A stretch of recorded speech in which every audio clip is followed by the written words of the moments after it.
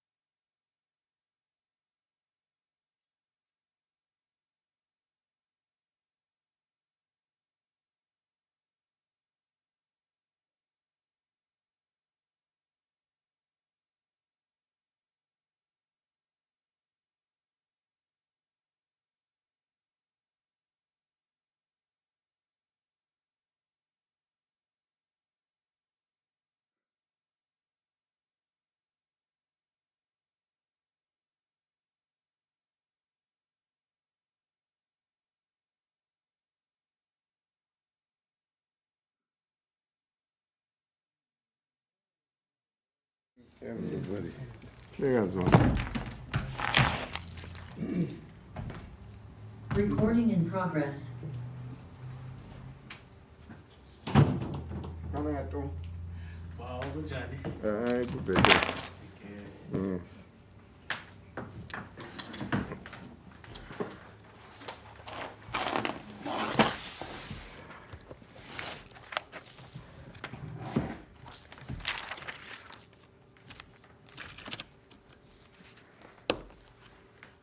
Good morning, everybody. Oh, I am not on record, huh? There you are. Good morning, everybody. Yes. Morning.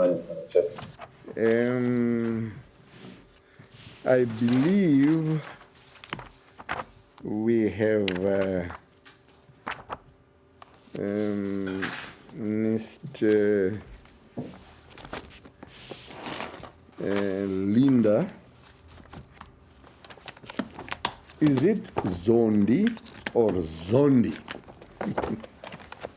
It's Zondi, Chair. It's Linda Zondi. Yeah. Yes, no. As I've said, yeah, it's not Zondo. No. That's a very important person.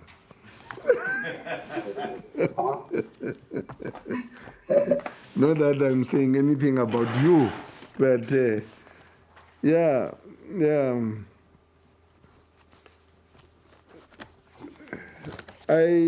Let's deal with the formalities first. Are you going to take an oath or are you going to affirm?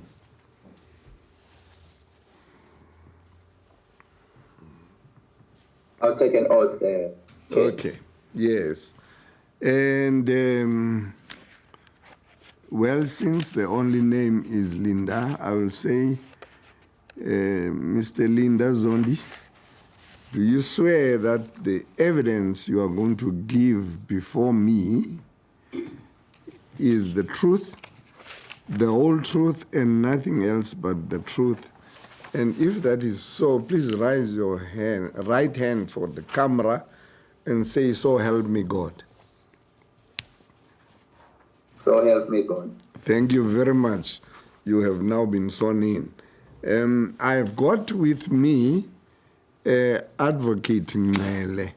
I'm sure you are familiar with her in terms of correspondences that have been going between this SJN project and you. And to my left, I've got Mr. Sandile July and Mr. Sandile Tom, both of whom are my legal resource and who are from the firm of attorneys Waxmans. They will also participate where needs be in the conversation we are going to be having.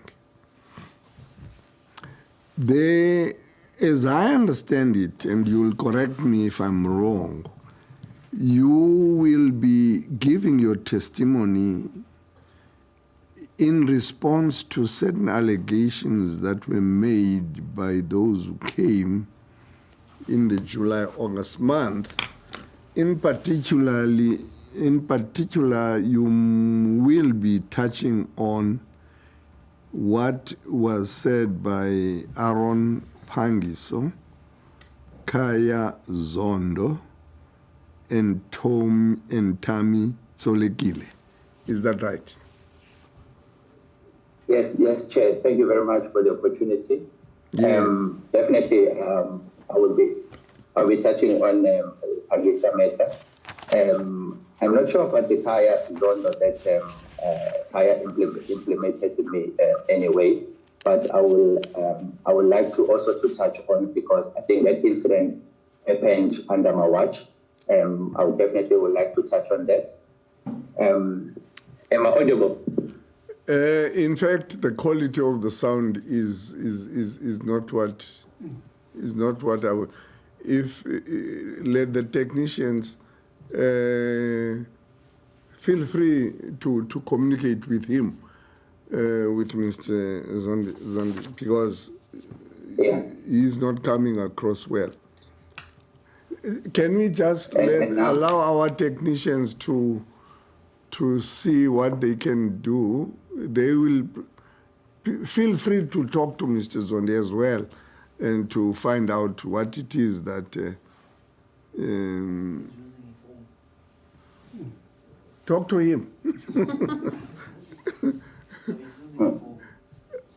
Can you talk to him via that microphone? Tell him. You are using a phone, sir? Yes, I'm using a phone. Is the phone in the app here? Or maybe are you able to remove the AirPods and then we can speak just directly from your speaker? All right. Okay. Well, we didn't say you must disappear at all. I still would like to see you.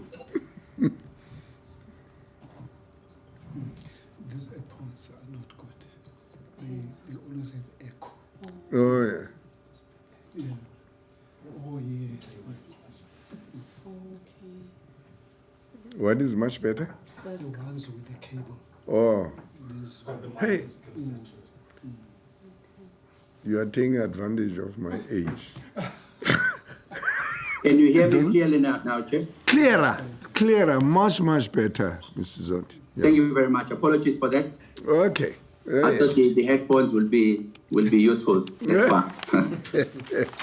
Yeah, no, it looks like there are instances they are useful, but there are instances where they just produce an echo that throws everybody off balance. No now problem, there Chair. is a state. As I was Yes. Yeah, as I was saying, Chair, I think I will definitely will touch on the issue of Pangiso as he implicated me in his testimony. I've also would like to touch on the issue of Kaya Zondo incident. That I think it's prudent of me to touch on. As I feel that it happened when I'm under my wings. And I also would like to touch on the issue of when you see in my testimony, I use the word puppet. That word puppet came by when one of our former players were live on radio under Robert Marawa's show, Mr. Tami Tolegile, and that's where he also implicated me.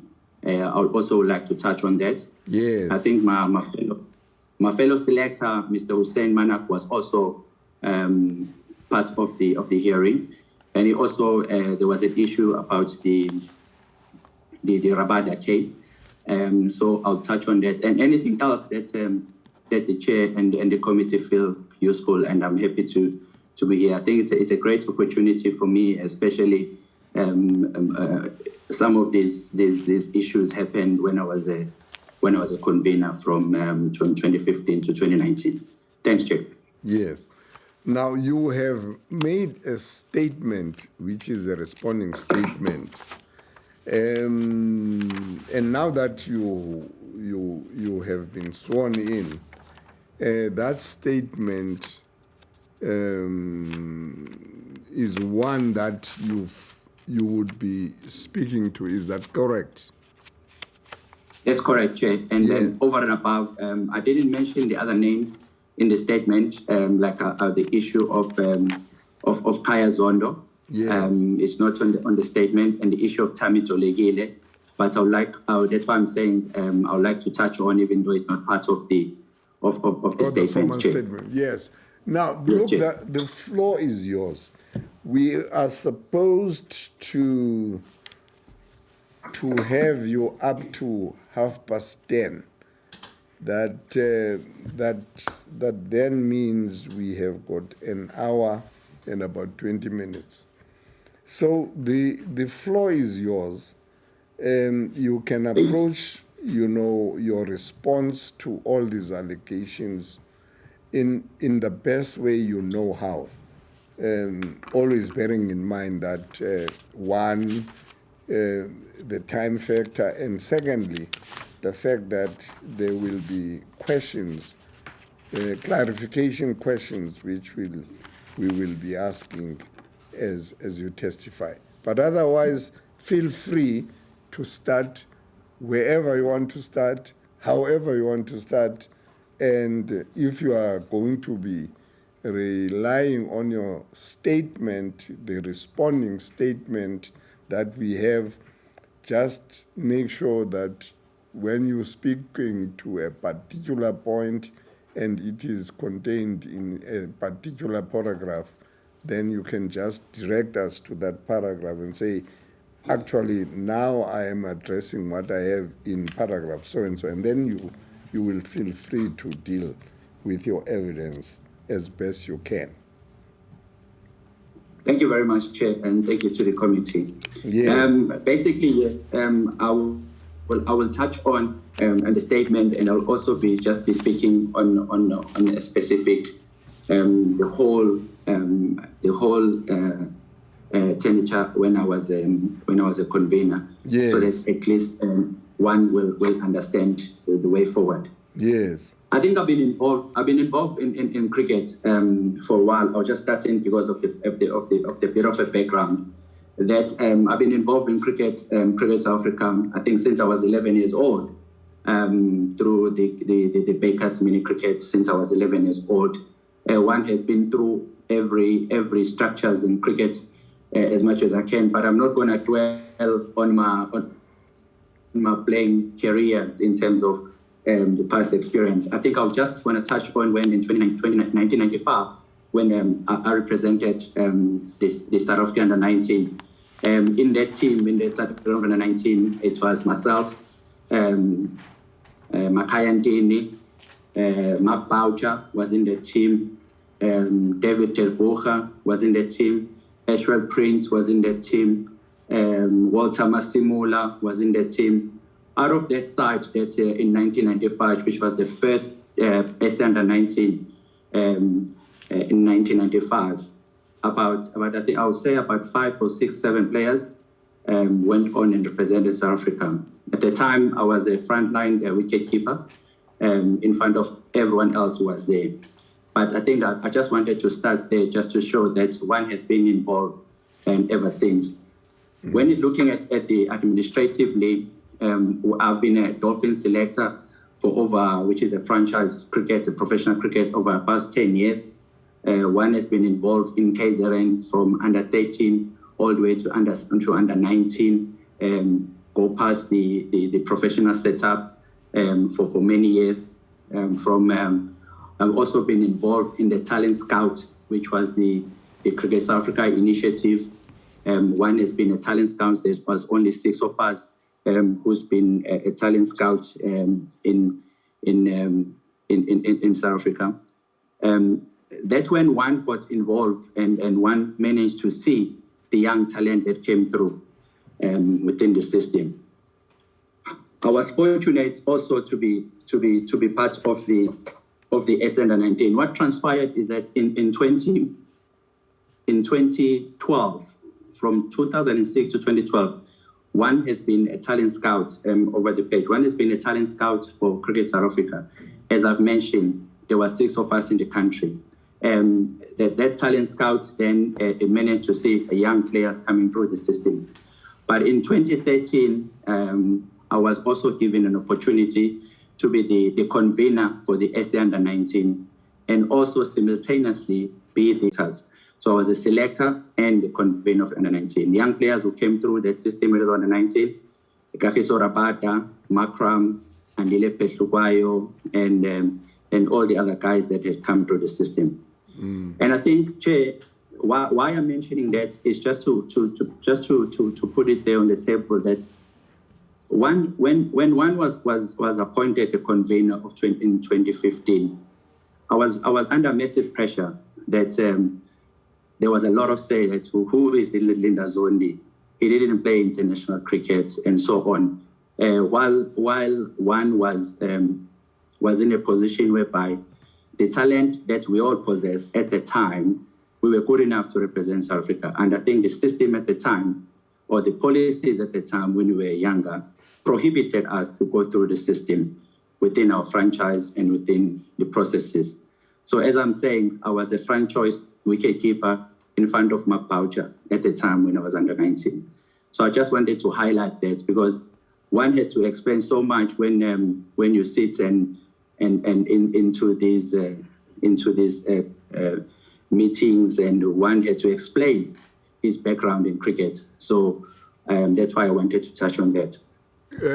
What was it? If I could just interrupt you there. When you say the system prohibited one from, I suppose, from advancing in this. What do you actually mean? From the 90s, 91 into 92, 94. I think when I talk about the system is that we as black players, we had to do more than our counterparts. If I'll make an example, within our school setup, if you score a century, which is 100, yes. And then especially for the provincial side, when you are pushing to be playing professional cricket, if you score a century, and then you'll be pushing to play for a provincial team, the selectors will not pick you. And then when you question your non-selection, they'll tell you, no, it isn't. The 100 that you score was against the weak club team, if I may say. Because for you to play for the province, you had to play for the club team. They will say, no, you scored a century against the weak club team. And then next game, you push yourself, you try to score as much as you can, you perform. So because I was a wicket keeper and a batsman, one had two options. So when you score, you perform against the strongest team, then they'll say the field that you played at was too small, so anyone could have scored a century. So there was always been excuses when it came to that. So that's when I gave up cricket, because I knew that the one could not penetrate within the system. And then I focused on administrative.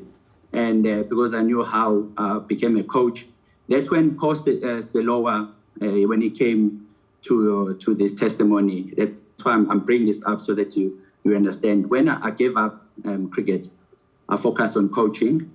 Paul Selowa was one of my players when I was a coach. I think I coached SJN Under-17 at the time. And Paul Selowa was one of my players, and he was a wicket keeper. Out of that team, about 3 or 4 players went through and played. I think there was Kees Richter who went on and played for England. And then Paul, what he went through, I think is out there in terms of that. But he was one of the good players.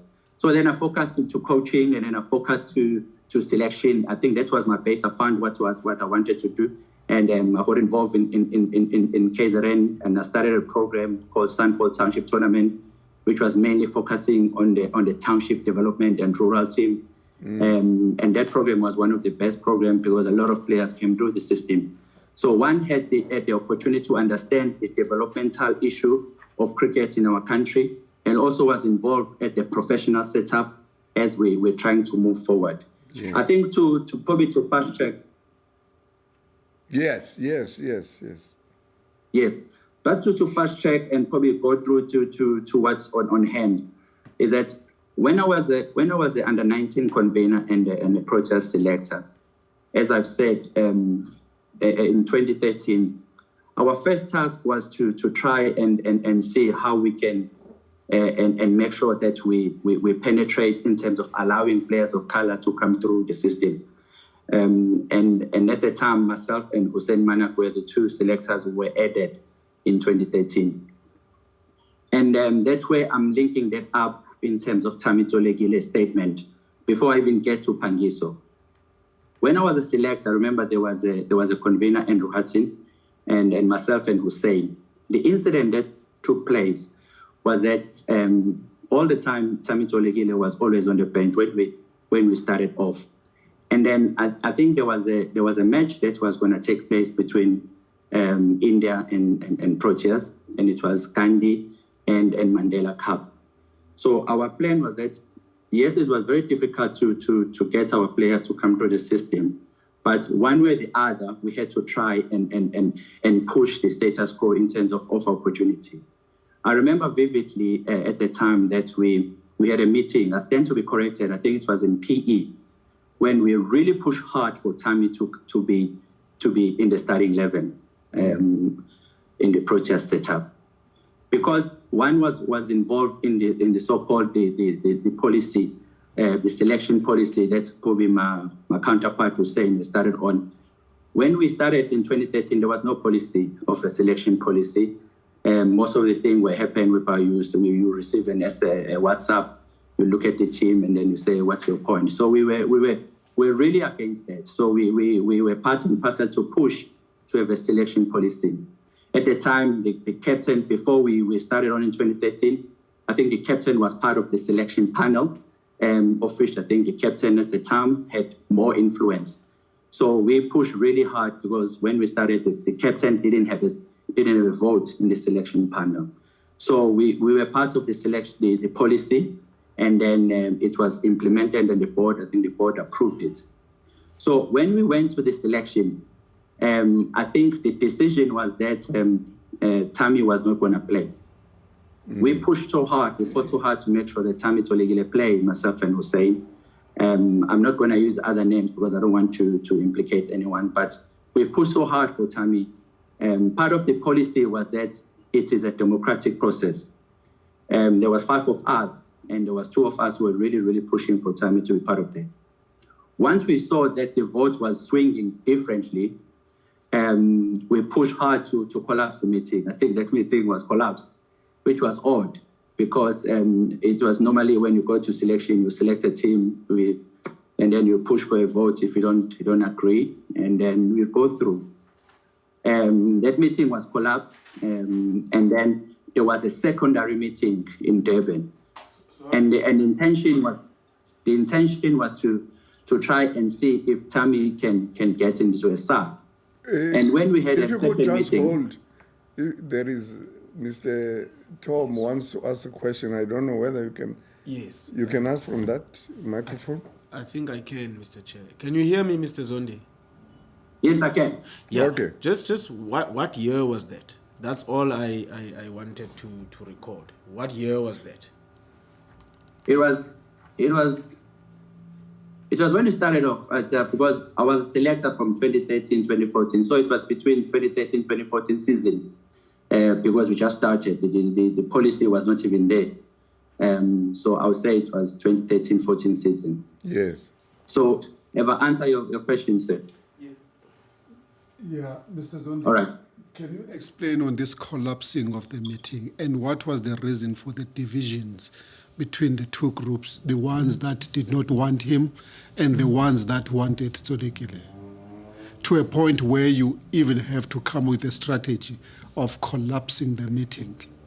What was that all about? Yeah, I think what you realize, as I've said, is that when you're in a selection panel, there's a 5-member committee. And then you can see that at the end of the day, part of our policy, our selection policy was that if you don't agree as a selection panel, you vote. And then I think, and when you look at the manner the meeting was swinging, you could clearly see that if we had to vote, it was going to be a 3-2 voting, which means democratically Tammy wouldn't have played. Now, why? What was the demography of the membership of the selection committee? The democratic of the members in the selection panel. In other words, how many were black, in the sense of African? How many were colored, Indian, white? I mean, we have to do that. Black African. Come again? There was one black African, which was myself. And there was an Indian origin, which was Hussein Manak, and then 2 were colored, and then 1 was white. All right. So then after we had to come up with a strategy, of which our strategy worked at the time, and that meeting was then moved to Durban. And then when we went to a meeting in Durban also, I think one also was trying by all means to try and win the votes to have 3-2 at least. When we had that meeting, I think we fought so hard to make sure that happened, but it didn't.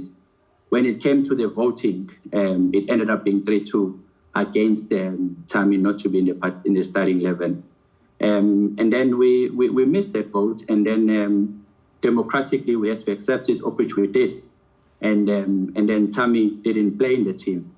So when one then hear on radio when Tammy went on the platform and Robert Marawa, and I think it was an unfair statement, but one needs to understand the opinion, because some of the players don't know. But when one then accepted the decision of the panel, I personally went to Smith as a selector to try and speak to him as a captain. And I say, you know what, I really feel, yes, the decision of the selection is final, but I truly believe that as a captain, it's important that we see Tammy playing, of which in his favor, he just said, you know what, Linda, at the end of the day, I will get the team from the convener, and at the moment the panel is saying this is a start 11, and I'll go through with it. And I think probably that's where Tammy came up with a decision when he went online, and then he said, this puppet, Linda Zondi, spoke to Smith, and Smith turned him down. I think he didn't have the background in terms of saying, no, it didn't start there. It started from the selection. Yes, I agree that you're not going to share much with the players in terms of what transpired in the boardroom. But you will have times whereby you will speak to your players on the side and say, listen, this is what we're trying to do. And I think Kobe, he took it in that context. And for a player then to label me a puppet, I think it was an unfair statement, of which one really tried. But at the end of the day, as a selector, and I was starting at the time in the panel, we tried by all means, but it didn't happen. So that's an incident that I think, from the player point of view, to call me a puppet as if one was just there as a black African selector and they didn't do anything. So while we fought the boardroom issues, and that is one. If I go through the statement, Mr. Zondi? Chair. Mr. Zondi, sorry, I have a question. The other selectors, or like in the panel, who did they want? Did they want a different player, or it was just a matter of they didn't want Tammy Tsolekile to be part of the starting 11? No, I think at the time, I think Quentin de Kock was coming through the system, and he was one of the young, talented players that have come through the system. I stand to be corrected, but I think Quentin de Kock was really coming through the system. As I said, if my memory serves me well, it was another wicket keeper to come through to the system. And the AB was also a guy that we also used as a keeper. But I think, stand to be corrected, I think it was Quentin. And cricketing reason in terms of him being a batter as well, I think it could have been justifiable.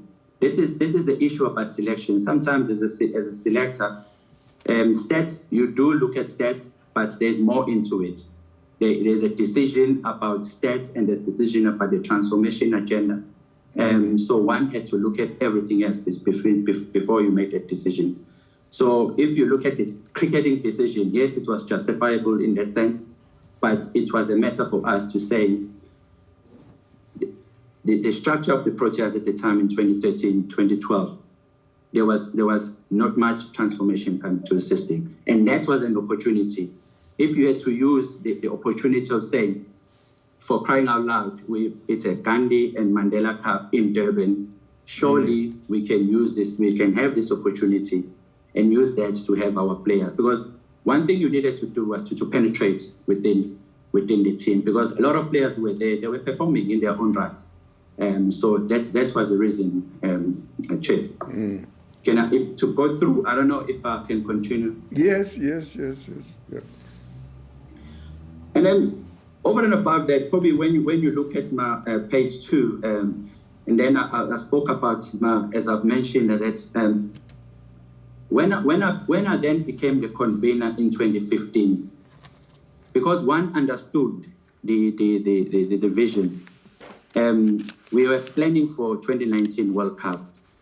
Then we had a plan called Vision 2019, whereby we had to try by all means to gear all our plans, our effort towards the 2019 vision, which was a 4-year cycle. And all our plans was geared towards that. Now, when you recall, in 2014, when I was a convener, that was the first time we won the under-19 with the guys at Kagiso Rabat and so on. So part of my role as a convener was to make sure that these players are being pushed into the senior team quicker, because the players that we identified under 19 was, as I've mentioned, Makram, Kagiso Rabada, and then Andile Peshuwayo were the key players, and there was a Lungi Ngidi on the side. So we had to emerge these young players earlier on to make sure that they come through the system quicker, because they had that winning mentality, of which we did that. And in saying so, these young players were inculcated into a team quicker. Part of my vision as a convener was that, one, I had to protect transformation agenda by all means. In saying so, it had to be, I had to elevate myself from all the challenges that you foresee within the structures, because the sad part about the transformation that it always will be challenged in any way. So because one had an opportunity to be in the under-19, one had an opportunity to play cricket, one had an opportunity to be in the professional setup, I understood the level that was required. So I protected that agenda in terms of saying I wasn't going to accept mediocrity, because if I have done so, the challenge of a quota label was going to be labeled against our players. Some of us played over the years, all the years. You get opportunity, they will never look at your skill. They will look at, you got the position because of Carlos. Yes, they did that with me as a convener, of which I didn't have a problem, because I received the opportunity. There were many more guys who could have been conveners, but I got the opportunity. I had to make sure that I take the full responsibility in terms of doing so. In doing so, that most of the players when the young players were coming through, they didn't understand the issue of being labeled as black players and you're not good enough. So I had to protect that agenda. So I locked heads with a lot of people in terms of doing so. The players that were currently in the system, the senior players, or a lot of old players that were part of the Protea setup, the players that were coming through in the franchise system, the CEOs, the president, the board, and everyone else, of which everyone else had an intention to see that the Proteas becomes this unified team that we all see fit. So you will see a time whereby you will pick a player and the player feels entitled that he should be in the team. But when you look at it, it's not good enough. Hence, in the position whereby I had to be not being labeled as an African convener, whereby any African player, because as a black African convener, can come through the side. So I made sure that the black African players who come through the system were good enough, world class, not on merit, because there's this word merit that was used as if, why if we're black, we have to be used a merit scenario, while anyone else, the merit was never used. So I had to focus on the players, in my opinion, that I feel they are world class. They can walk into any team, anywhere in the world, that they can represent the team. But that was the intention. When we started off within the Test cricket, I think we had one player of color, the black African. So we had to make sure that as a convener, I had to shape the plan and the process of how the selection is going. So we need to make sure with the Test point of view, there is a proper representative. The ODI, which was the Vision 2019 for 2019, is coming through, and the T20. Over and above that, we felt that the Kagiso Rabadas, the Lungi Ngidis, we had to startly introduce them into a T20 format. So that was our plan as a panel. Introduce them to a T20 format, a high level, short game. They get into an international stage, they perform, and then slowly you bring them across. That was done and was achieved. Some of these players were put in the T20 and moved across to the ODI, and that was done. That's why when you see our players, when they come into the team, they were dominating earlier on, and they were good enough. So one knew that the quality of players that we had in the system were good enough. In doing so as well, you couldn't then put aside the white players who have been performing and doing well within the structures. So the plan was also to say, and I think for me as a panel, we did very well in terms of saying there is no white player who played in the franchise at the time who was good enough and performing regularly, was never picked. Because if we only focus on black players, that was going to push pressure and say you're just putting black players, and there were white players who are also in the team. That's why the likes of Van der Dossen, as you see him performing now, he was one of those guys who were doing well in the franchise. So then you couldn't replace Van der Dossen with a black player and say, no, put a black player, even though they are white players. So we had to make sure that you create that balance, of which we did. But there was a lot of resistance.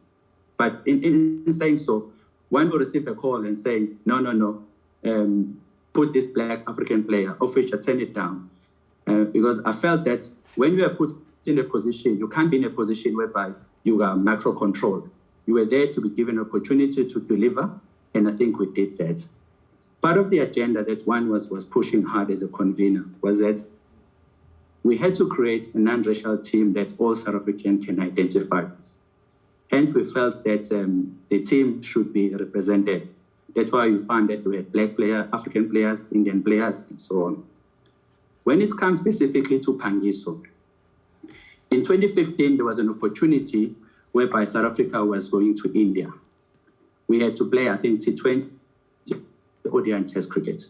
As a convener, as I've said, you shape the way the selection in terms of saying, and you discuss within your panel. Pangiso was always being in the position whereby he was a second choice spinner, and then we will always go for a first choice spinner. If you recall, and I've put it in my statement, that Imran Tahir at the time was dominating all over the world. Imran Tahir was a number one spinner. And the question then everyone will say, why then you would have gone for the second spinner? When you look at the starting 11 in the team, Imran Tahir was a spinner. But in the balance of the team, you'll find that you will have 3 or 4 bowlers, Moni Mokal, Stay, Kagiso Rabada. All of those guys could not bat. So if you put a second spinner, then your batting becomes weak. So can I intervene there? I only hope I don't distract you. This phenomenon has struck us in the hearing of this. In these hearings, that there seems to have been a scarcity of black batsmen. And I don't know whether this was as a consequence of engineering, where there was an identity consideration or classification of players. Well, black players are only good, Makaya Ndini, and everybody else, they are good as bowlers. And there didn't seem to be, an equal cultivation or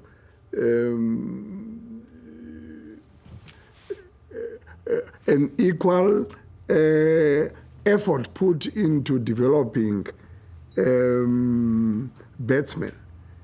Now, is that simply an observation that one makes but was coincidental?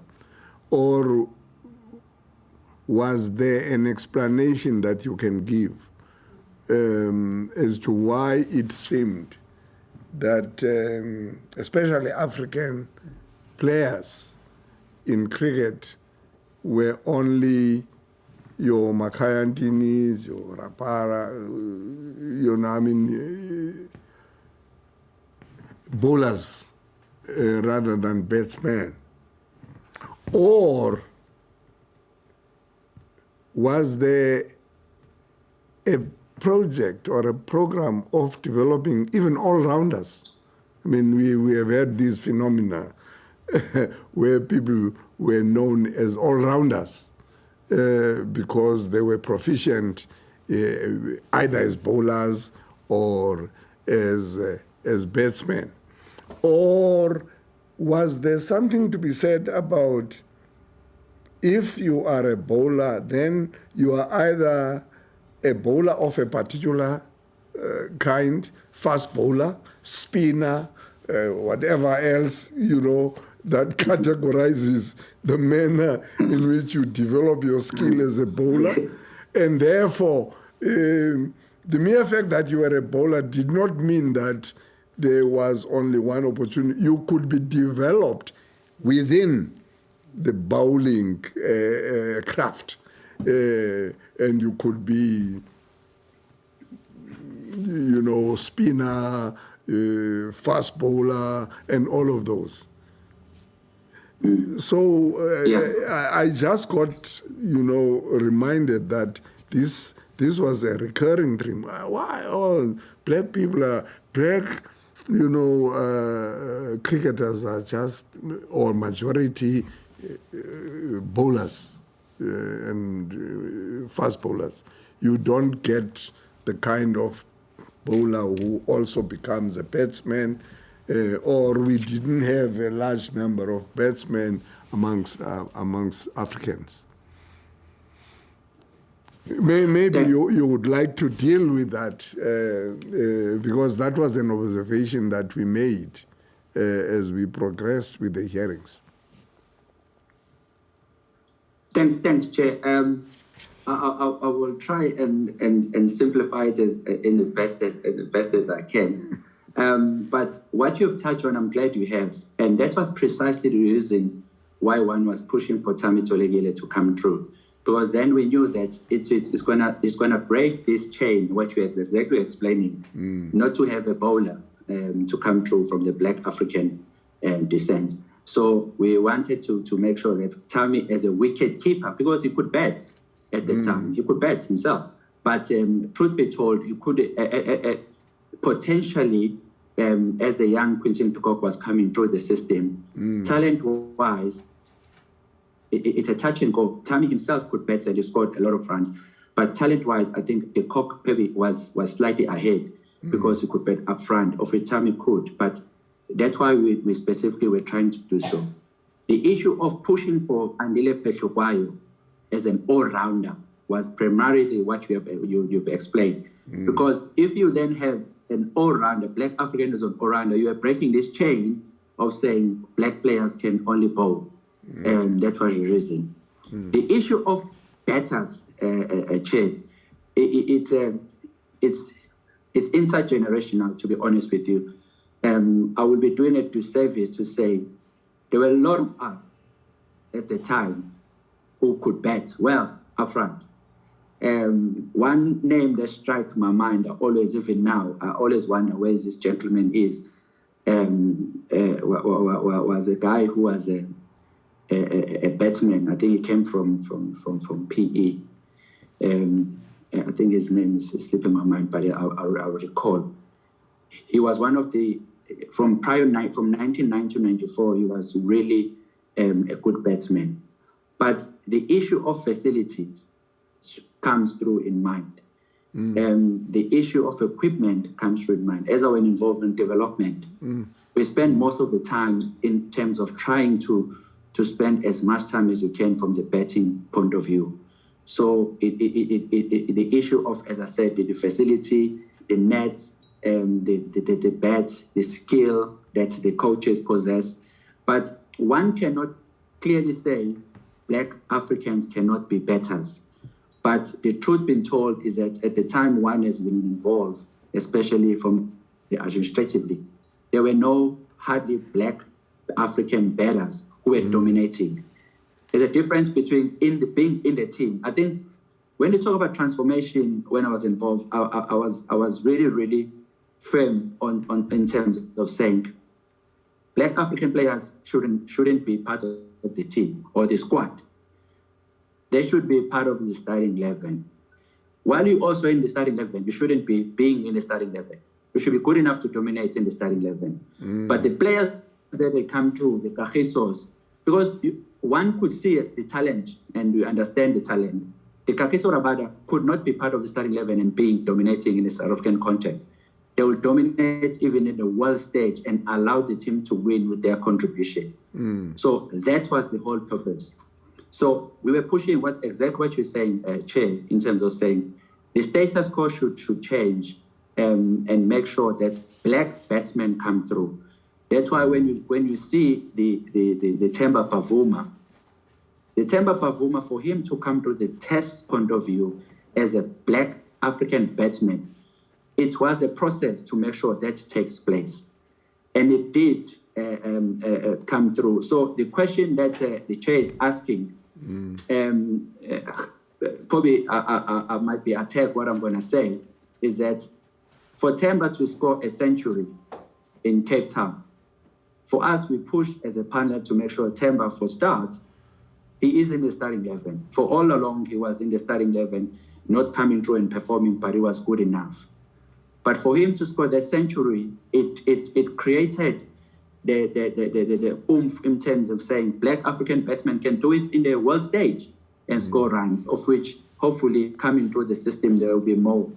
But looking when Themba scored that century and then his second century in the Test cricket, it hasn't come through. Now, you cannot then label that against race.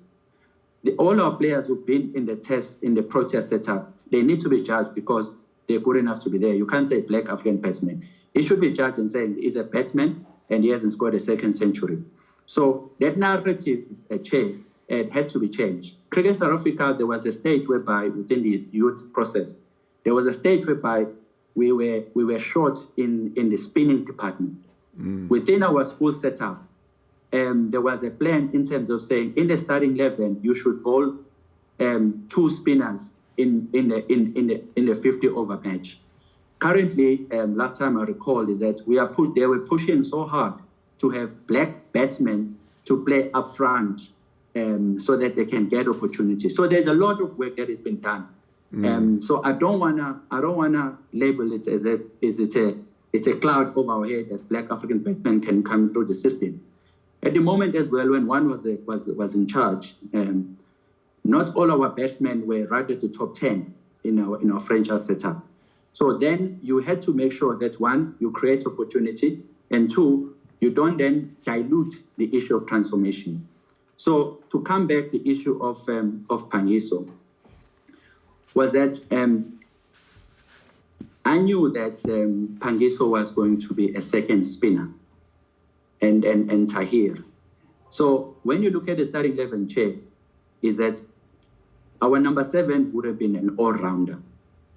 And our number 8 and 9 and 10 and 11, which is 4 players, then 3 of them would have been bowlers, Steyn, Mokel, Kagiso, and then one of them must be a spinner. Then our spinner, who was Tahir, was one of them. So we were very hesitant to go with the second spinner. That's why we used JP Domini. JP Domini was a batsman who could bat at top 6 and offer you spin. So then for us, for the Vision 2019, in England, we wanted to go with the second spinner, who was a wrist spinner. Pangiso, yes, he was doing reasonably well with the franchise when opportunity were given. There was an opportunity whereby we played against New Zealand prior to the Indian series. I went to Pangiso because I knew that he was in the squad. There was a notion whereby just to get our player to be in the squad, it took some planning to make sure that players come to a squad of 15. So it's going to be easier to then get them into a starting 11. But in doing so, you had to come up with a plan and a strategy in terms of saying, how do you take out a player that is currently performing regularly in the starting 11? That's when a plan in terms of saying, we as a panel, if the series is won, if you play 5 matches, the series is won. We play 3 matches, it's won. So the 2 matches, let's offer opportunities in those matches. Because rightly so, you couldn't come, that was been happening to the Proteas all these years.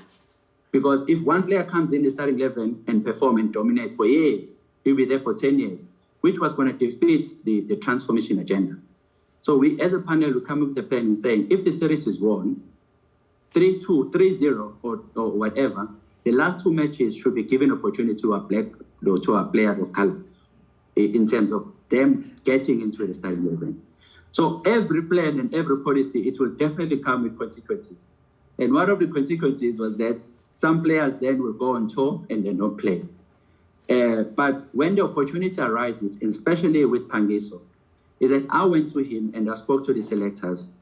We felt that at the time, there were 2 matches that were, I think the series was won against New Zealand, and we were going to India. And Pangiso, if then the series was won, he was going to play the last 2 matches. I went to him, I said, you know what, the plan is for you to try and get you into the Proteas setup, but in a test point of view, because that was going to prolong his opportunity to continue playing. Because bear in mind, as I've said, Tahir was also dominating. And part of our plan was that when you go to England, we are looking for spinners who can do both. And this young Shamsi guy was coming through the system, of which Shamsi was a left-arm spinner, same as Pangiso. The opportunity or the strength of Shamsi is that he can do both. He can take the ball in and take it away, same as Shamsi, same as Tahir. So I went to Pangiso and said, listen, there's an opportunity for you to play for South Africa in the red ball point of view. But at the time, Pangiso wasn't playing at the franchise point of view in the red ball. So I was going to be under pressure if I would have taken Pangiso, wasn't even in the starting 11 for Lions in the red ball and put him straight into the Proteas. So you had to strategize and plan in terms of how to create opportunity. So I felt that our SAA was in India. This is when Kaya Zondo was playing. Kaya Zondo, we put Kaya Zondo in the ODI for SAA. SAA is a team below the Proteas. So Kaya Zondo dominated. He played well in the SAA in India. Hence, we brought him into the test, into the ODI T20 and then the white and the 50 overs, Kaya Zondo. So I said to Pangiso, it's important for you to go. I want you to go play in India for SAA because it's going to give me something to have to go to India and play in the, regardless in the Indian condition, any spinner could perform because it suits the spinning. So I said to him, please, Pangiso, this is a plan. I want you to go to India, play in the SAA. Then, as soon as you play even 1 match, you come back, we'll select the test team, and then you'll be in the team. To my surprise, here is the convener speaking to a player, give him a plan and a strategy in terms of how it needs to be done. And remember, within the transformation agenda, if this could come out and say the convener is planning in this manner, it was going to be a challenge at the time. But I was fine because I think I was clear in terms of how do we create opportunity. To my surprise, Pangiso turned the offer down. And then he, in his defense, he said, no, he's happy to stay and play these 2 matches that I said the series was won. And then he was comfortable because he will get an opportunity to play 2 matches. And I did indicate to him, I said, listen, this will be a better opportunity because the test team is looking for a left-hand spinner. And you are experienced because you've been playing for long. So it's not going to be a disruption within the system. He turned the offer down. He felt that we can pick him from bowling in the net to the senior players. I think at the time I spoke to the captain to try and convince him, spoke to the manager to try and convince him. He turned the offer down. So what we did then, we went with another player. That's our one. If I'll call him a player X. This player X was a spinner, but an off spinner, not a left-arm spinner, an off spinner. He went to India to the SAA. and then he performed reasonable, and we picked him for the Proteas team. That opportunity was geared around Pangiso. You had a convener come in giving you the plan, and not even one at any given time that a player would refuse any color, that a convener come in saying you will be picked and you'll go to the team. So that for me then is surprising then for Pangiso to come into this platform and saying the opportunity was given. Over and above that, Chair, when you look at the stats, Shemzi, as I was talking about, Shemzi played 20 matches in the white ball, which is ODI and T20. And then Pangiso played 18 matches. So there was only a difference of 2 matches in between. That's why I'm saying that transpired, and that is basically for me is the reason, and I'm disappointed that when you try and create opportunity, our players didn't take the opportunity. It's not the only one. There were others, especially black players, who refused when you were given opportunity. One can say it was pressure, some of them is pressure or whatever you can say, but as a panel, we pushed so hard to give opportunity to our black African players who were good enough to play at that level, and to my surprise, it didn't.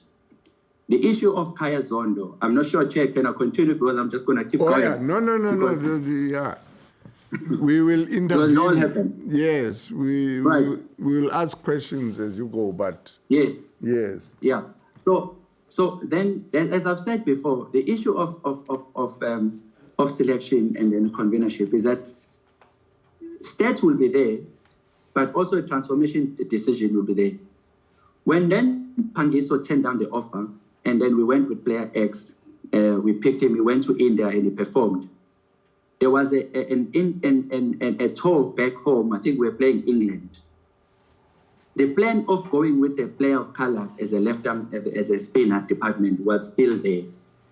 Hence, we then went for a left-hander. I spoke to the player as well. I said, listen, there's an opportunity that we feel that you can bowl and you can bat. And then we want you to come through the system and in terms of the process. And the player was Kishaf Maharaj. If you know Kishaf Maharaj currently. Yes. That was a break that Kishaf Maharaj got.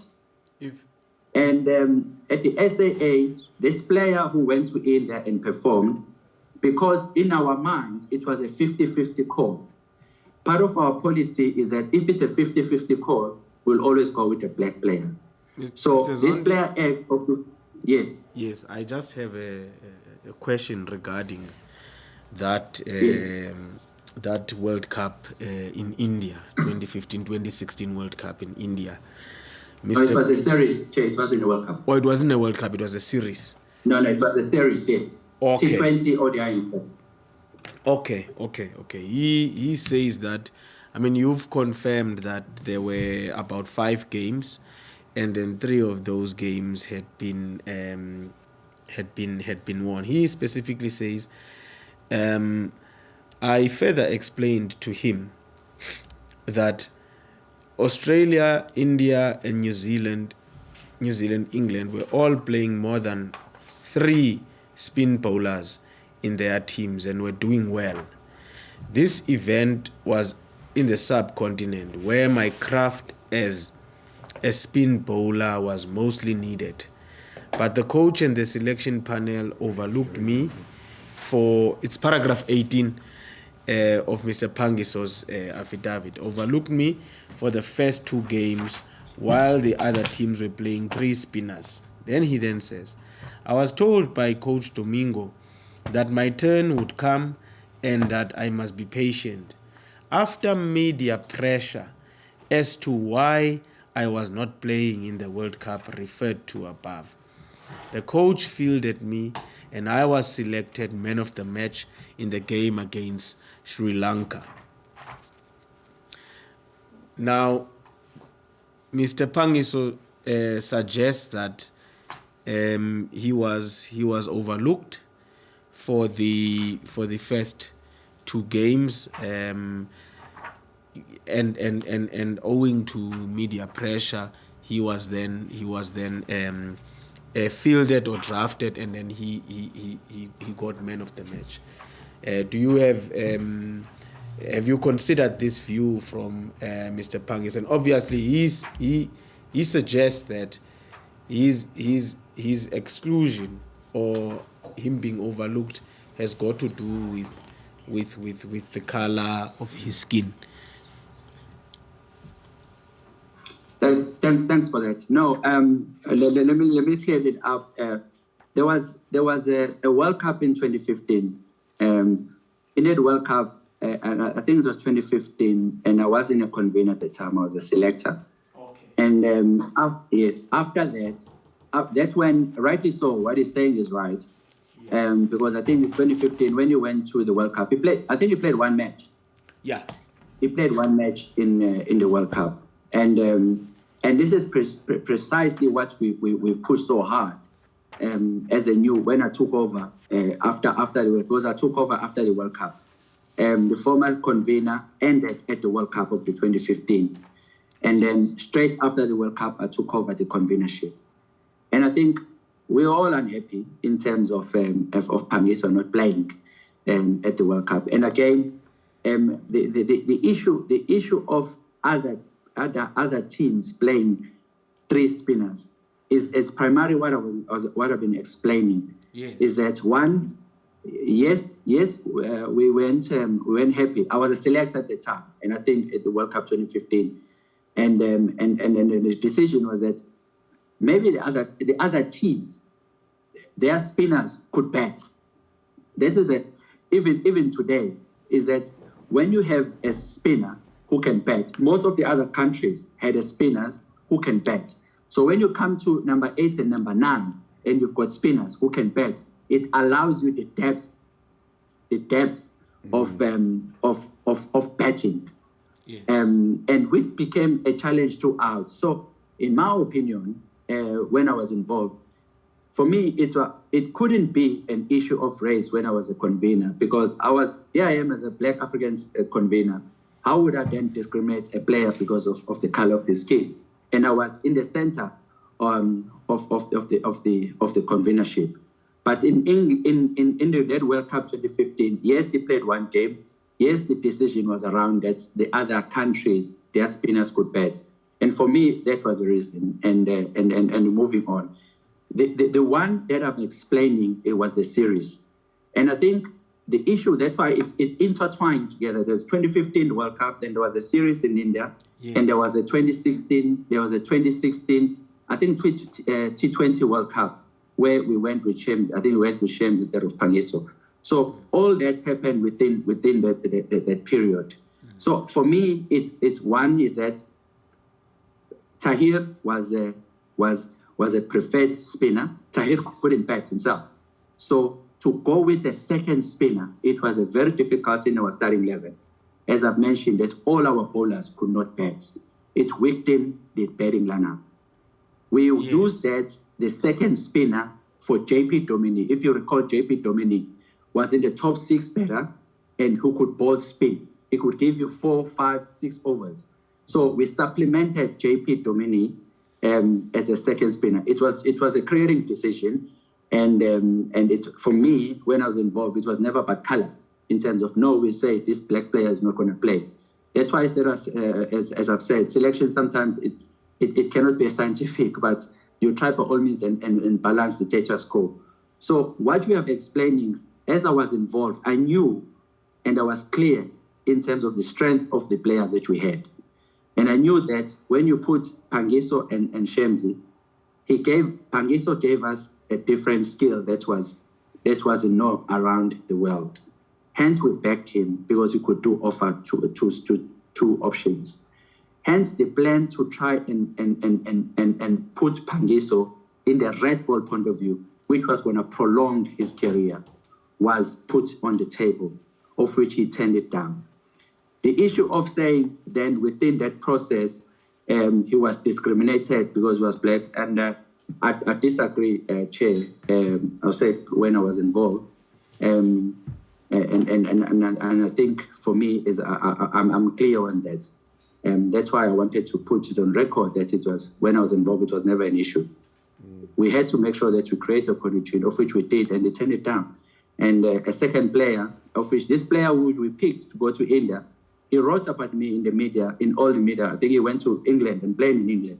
And he wrote about me, and that it was a transformation decision that we left him out, and we picked this player, Kishaf Maharaj. In our opinion, it was a 50-50 call.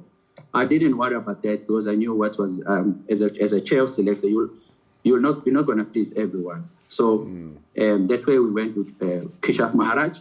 And then Kishaf, till today, he became the number one spinner, and he performed at all cases, and he was a player of color. Whilst we are there, let me just ask a question. I hope it won't distract you. Now, were the situations where the series was not won, in the sense that 2 of the matches went to the opponents and 2 went to us, and there was this deciding last match, which had to be played to decide whether it's India or South Africa or the Proteas who are going to win. Now, what really, and I've said this, sometimes the optics are very critical in finding an answer to a question. In your experience, was there ever a situation where it was felt that because this was a deciding match, who was going to be playing was determined more by race than by ability? There was always the feeling that we can't risk losing this series, and therefore we must have our best players, and our best players were defined by race rather than by performance. That's the perception. Now, I just want you to tell me whether, in your experience, this is something that ever confronted you.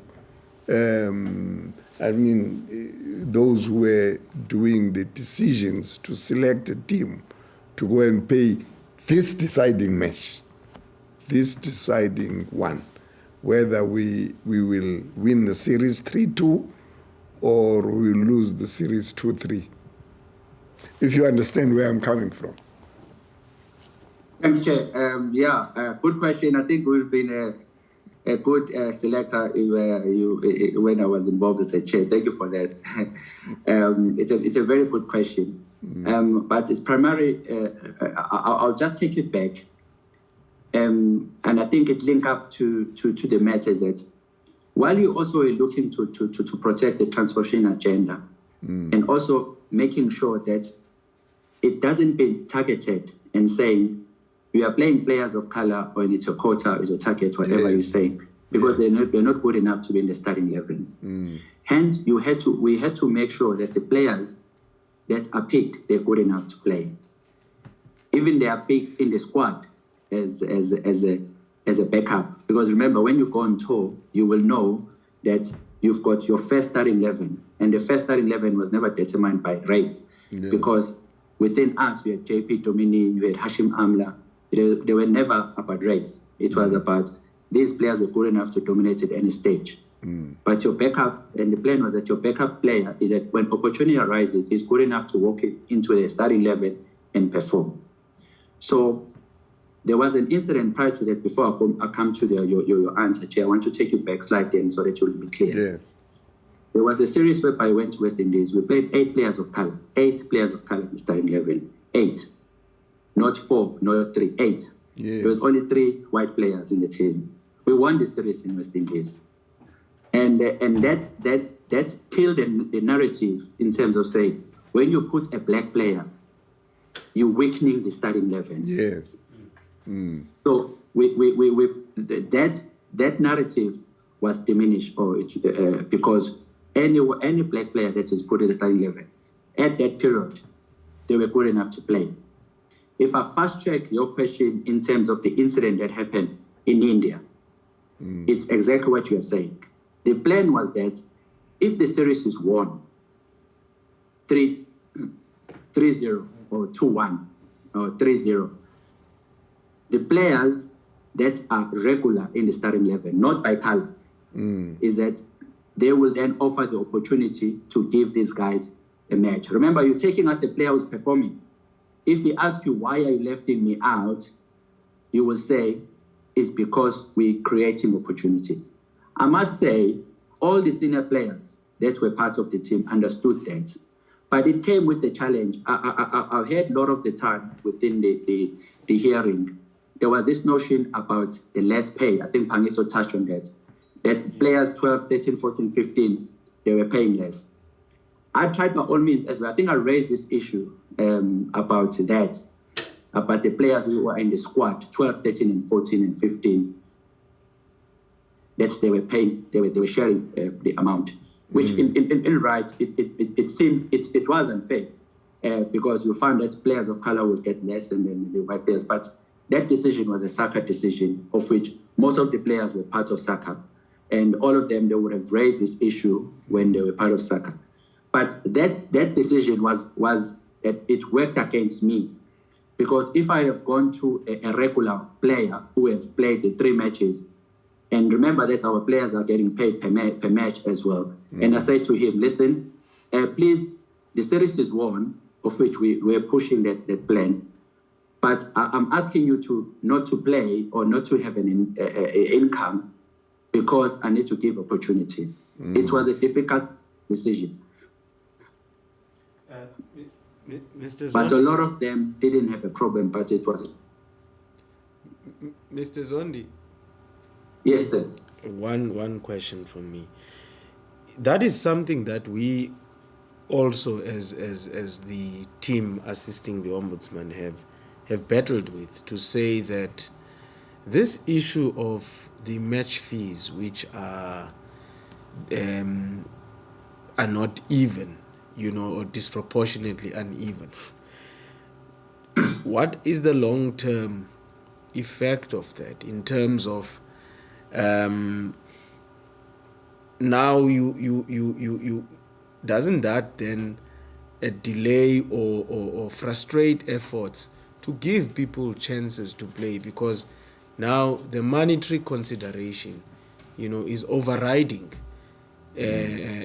efforts to introduce and give opportunities to players of color or black players in the team, because in most instances that we've seen so far, those positions that you've mentioned had been occupied by largely black players.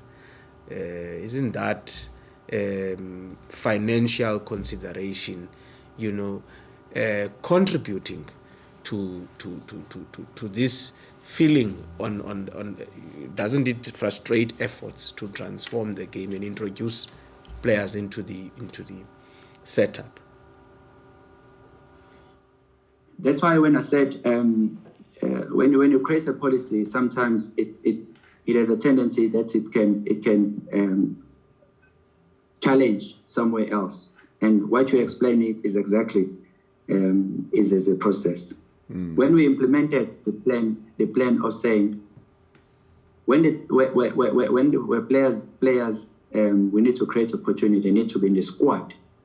It's important that we offer opportunity within the franchise. You see that there were players, white players, who were good enough to be in the squad or to be backup bowlers, backup batters, and so on, to be in the squad. But because if it was a 50-50 call, you go with a black player. And it was going to be easier for them to be in the squad and easier to go to the starting 11. But the issue of a monetary value is definitely something that SACA needs to address in Cricket South Africa.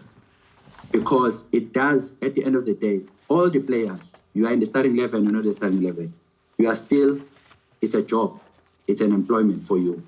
So the income as well, it's very important. While the opportunity is as good in terms of offer our players, because it's no good where our players they come through the system and then they're in the starting 11 and they don't get paid as much as the other players. But the challenge then is, that's why I was saying, it was also a difficulty for me as a convener, because I would go to a player and say, listen, as you understand that we've shared a decision that when the series is won, we will have to offer. Now, even it was a white player that was been rested, because we had to come up with the right word. They've been rested to create opportunity. You had to be very, very creative in terms of the ways that you use. And that white player then will say, okay, fine, I understand what you are doing, and I'm for it because we need to create opportunity.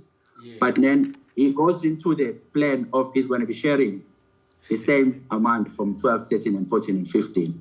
So for me, it is something that needs to be tackled and changed, because even now, the senior players, even currently in the team and now, the senior players that you're going to see that are coming through is going to be Tagiso Rabata, and the captain is Themba Bavuma. You will be at the time whereby the young players, black or white or Indian, you will get to a stage to create opportunity. You're going to come to a stage whereby when the series is won, you need to rest them. But this notion of sharing of the amount and they get such less, it has to change. I truly believe it has to change. One, for the benefits and for the team morale, because it's so sad when you see a player, you went to a series, and then one is getting so high, and then because you're in the squad and you are put in the squad wait for your opportunity, you're taking less. So it's something that I strongly believe it needs to be changed, so that at least it cannot be such a big margin. Otherwise, as we're moving on. And I think I've answered that. It is something that then, in terms of the issue of what the judge was asking, when that final decision had to be made, you will then come back into your starting 11. It was never about the discrimination of black or white. The decision was that who was our best 11. Now, it goes to a point where the issue of Kaya zone. When we were in India, I remember vividly. Remember, in the squad of 15, you will have a backup batter. If any batsman gets injured or a loss of form, a backup batsman comes in. When there is an injury or a lack of form, a backup bowler comes in, and that's how your squad. And I think we extended the squad in India because we went from T20 straight to ODI. So Mr. the plan was that, yes. Yeah, just before you you expand on Kaya, I just want to tell you that he had asked for sorry. he had asked for I think he suspected that you might come and talk about that incident here. So he asked for because I told him that you didn't write, your statement does not contain anything in relation to that incident. But I just want to tell you that he will file if needs be, he will file a response or either confirmation of what you say, depending on what you say. I just wanted to put it out there to you. No problem. As I said, I'm here to tell the truth in my opinion, and then everyone else, they're happy to do so. Yeah. When it happened at the time, and then we had a T20, and I think Kaya was on the T20 as well. And then we also kept him for the ODI in India. At the time, in the ODI, so he was in the ODI series. So it goes back to what the chair is asking. What happens even in the final decision? So in any case, chair, even then in the final decision, you'll go back into your starting 11. But in this case, what happened was that Kaya was a first choice batsman. He was a first choice batsman. In this case, there were two incidents. One was that David Miller was out of form. So then it allowed for Kaya to come in because he was a first choice backup better to come through. But in this incident, something else happened. JP Dominic got injured. So we had two incidents. There was a lack of form from one of our better who's in a middle order. Yes. David Miller was a middle order, where Kaya is a middle order. So in any case, you don't look at color. You look at who is your best better, who is your backup better, because we put him there because he was good enough. And I've recalled, and I've said earlier on in my statement, that he was in India and he played in the ODI and he performed reasonably well. I think he was the second best batter in SAA. Yes. So it guaranteed him to be in India playing for SAA to be a backup batsman, because at the time JP was there, Miller was there. So he was always going to be a first choice batsman. But then when Miller had a lack of form, the first option, Kaya will then come in. Yes. But JP Domini got injured, who is a number 4. So in any case, Kaya should have come in as a number 4 or in place for David Miller as a replacement. So he had two opportunities. So what happened in the day, that's why I wanted myself to I didn't put it down, but I want to explain. Part of the selection policy was that, that's what I was part of crafting, because the convenership was never a full-time position. Yes. I couldn't go to all the tours. So the decision was that a selector on tour becomes a final decision maker, but he will come back to me and the panel and share what his thoughts are, and we make a call, and then he goes forward and he makes the final decision. I'm glad my selector Hussein came to the statement, and he actually confessed that he had the pressure that he in his opinion that it did, because I myself I was clear with him that I was very unhappy of the decision, because he contacted us a night before of the decision. One was we have a player that is injured of a JP, so we will need a replacement. Yes. Secondly, we have a player of a David Miller who was not in form. So the first thing that we had to deal with was that we had to find and fly a replacement. Okay? A replacement from South Africa. Because now there are there's a position. If Kaya goes up and play, and gets injured, you will still have to have a backup. So we need to have a backup. So we in a night before decision, because he contacted us a night before. It was myself and Ashford Prince, another selector as well, in the COP meeting. And he said to us, guys, this is a situation, and for all of us, we said, fine, it's not a difficult situation because we've got a backup better, and Kaya's one must play. And this is the final decide. South Africa has never won a series in India, and it's 2-2. It's a winning match. Now, for me, for the selection, Kaya has already been in India. It was the second best batter. So there's not an issue of anything else. Form, yes. He was in form. Form, he was in form. A batter, he is a batter. And in his position, it was never about, because David Miller was pushed up front because of JP, then he became an opener. So his Kaya is not being thrown in the deep end to play out of position. It was his position, 4, 5, 6. That's his position, a middle order. So for me and for us as a panel, it was no-brainer. Kaya must play, and that was a decision a night before, and it was clear to the selector to say Kaya must play. Yes. He slept over the match, and as I opened my TV, I see Kaya's not playing, and who is playing? It was Kaya is not playing. Who is playing? So when we had to find a replacement, and then we called Dean Elgar to fly through from South Africa to be the replacement. Now, Dean Elgar was not a white ball specialist for us, but he's a guy who has done reasonably well with his experience. So we felt that Dean Elgar must come in and be a backup batter, because our backup batter in the squad has already been the starting 11, in our opinion. So that was clear. There was no issue about that. So when we made that final decision as a selector and as a convener, because the acting convener is Mr. Hussein, is in India. So, to my surprise, next day, Kaya was not playing. Then, now when then he came back to me, because I had to ask, what has happened?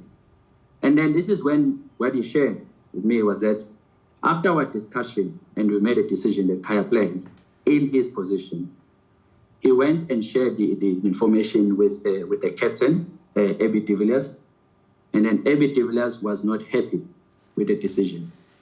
And then, according to Hussein, that's why I'm glad at the end Hussein has to be honest and come front and be clean and share this information, that AB refused, or AB was unhappy with the decision. In his unhappiness, according to Hussein, he felt that he sensed that AB didn't know he was in the position. We put him in the corner that if Kaya plays because of criminal reason.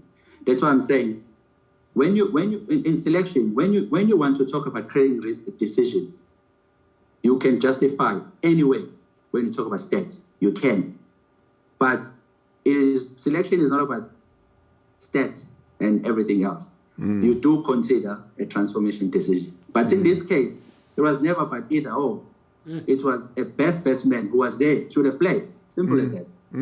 So when then according to him, that it was explained from the captain that he felt that pressure of the field and so on, he felt that a team elder because of experience should play, and he was under pressure, then he gave in. Now, when he gave in, he didn't come back to me as a chair back home and said, listen, chair, convener, listen, I'm changing my decision, or we're changing the decision of the panel. Now, AB, the captain, knew that I was a full-time convener. In any stage, the captain, if he was not happy with the decision of the panel, he should have contacted me first. And say, convener, I'm not happy with the process. I'm not happy that we are one, and explain himself exactly to the full-time convener, permanent convener. That is one. So the captain himself was wrong in terms of not going through the process. Secondly, the selector who was acting on my behalf was also wrong, whereby he was under pressure. He knew that the decision was final from us, but because he was a selector on top who could make a decision, but because it was a critical decision, he should have come back to the panel or to me and said, I'm changing my decision. It also appeared that when they were there, it happened that a CEO has just flown in India. Then the captain, I'm not sure the captain contacted the CEO, or they spoke face to face. I'm not sure, I can't remember. But the selector and the captain entertained, or the CEO entertained that discussion. The CEO himself knew the process. He should have said, I hear you, go back to the convener. Go back to the convener, and then I shouldn't be interfering with the selection. But the CEO himself entertained that, and the selector entertained that. The captain himself didn't come back to me. Now, I could have sat there and worry and massage my ego and saying, you guys breached the process and so on, and I didn't. So when Kaya then when I opened my TV, Kaya was not playing, I was very upset. I was unhappy. And I shared that with the selector, and of which he agreed. To his defense, he did say, you know what, he was under pressure in that situation, and he felt cornered, and whatever the other reasons, and he made a different decision, of which in any leadership, whoever is reporting to you, you need to take the decision that he has done, because he was there representing me, and the policies clearly state that a selector on tour has a final decision, even though I was a full-time. So the selector wrongly breached the process, but rightly so, he was there for him to make a decision. But it was a critical decision. The captain, Eddie himself, didn't come to me because he knew that I was a full-time coach. The CEO himself. So I had to rise above all this. I waited And when the team came back to South Africa, that's when I took over. And I think I made sure that the right process and plan had to be done, because Kaya was the first choice and he played in the next series. So this issue of Kaya, there's so many things that happened. And I feel that, and I'm absolutely glad that our selector came in and was honest. But for me as a convener, it was important for me to rise and not to dwell on the issue of these processes that they didn't do. The issue of, if I'm saying they didn't come back to me because I was a black convener, I didn't have time even to entertain that. And for me, as that, they took a decision, of which it was against my decision, but I wasn't there. The acting convener took the decision. And for me, it was that, how do I remedy the situation? When the team came back from South Africa, I made sure Kaya and they played in the next series. And I think for me, that was very important for me to bring up to the table and say, it was unfairly done. And I think that one match, it was never, from the selection point of view, it was never an issue of a black player coming through, because he was there in India, he played in SA, performed second best player, and I think stands to be corrected in the SAA. So by rights, he should have played in any way. One question, and I'll be very brief. What do you make of the conduct of Mr. Bram Benjamin de Villiers in this instance? Mr. who? Bram Benjamin de Villiers. Oh, AB, sorry. AB de Villiers. Benjamin, okay, I'm not used using that word. I also was taken aback for a while. Oh, who is he talking about? Yeah. Okay. I'll be try and not be brief, but to just give him a context. Ever since I've been a convener, AB was there were three captains. I think it was AB de Villiers, it was Hashim Amla, and it was Faf du Plessis. In any way, all these captains have ever disagreed with the decision that was taken. Remember that I also tried by all means to make sure that a captain is part of the selection with no vote. Their input is important, because any captain, when you cross the line, he's running the show on the field. And also, I must say, fortunately, and the two coaches that were part of the coaching staff when I was a convener, Mr. Russell Domingo and Otis Gibson, they've never in any way, when the plan and the decision of the panel, they went against. Some will say, no, it's fine. This is my opinion. But if that selection panel is fine, then you can go with that. When AB was a captain in 2015, part of the plan was that, how do you then penetrate Kagiso Rabada into a setup? Because AB was one of the best players in the world, and he was a captain. I personally went to AB and the captain. And I said, listen, there's a young player that you all don't know, because they didn't know him, because I was a convener in 19. I said, listen, Kagiso Rabada is coming through the scene, and I believe this player will be the best player that will replace Steyn, and will be the best in the world. And I would like you guys to take him to India as a selection. We would like to take him to Zimbabwe. I think they were going to Zimbabwe. And AB, I really would appreciate you as a captain and as a batsman who understand at the high level, because I didn't want to pick the player of color just because he's black and he's young, but he's sure there's so much potential. Please, AB, we're going to take him to India. When you're there, please try by all means to face him, and then you give me a good feedback as a batter who was best in the world at the time, and the captain. To my surprise, he agreed, and the captain agreed, and the selection panel took Kagiso. We didn't even have kids for Kagiso at the time.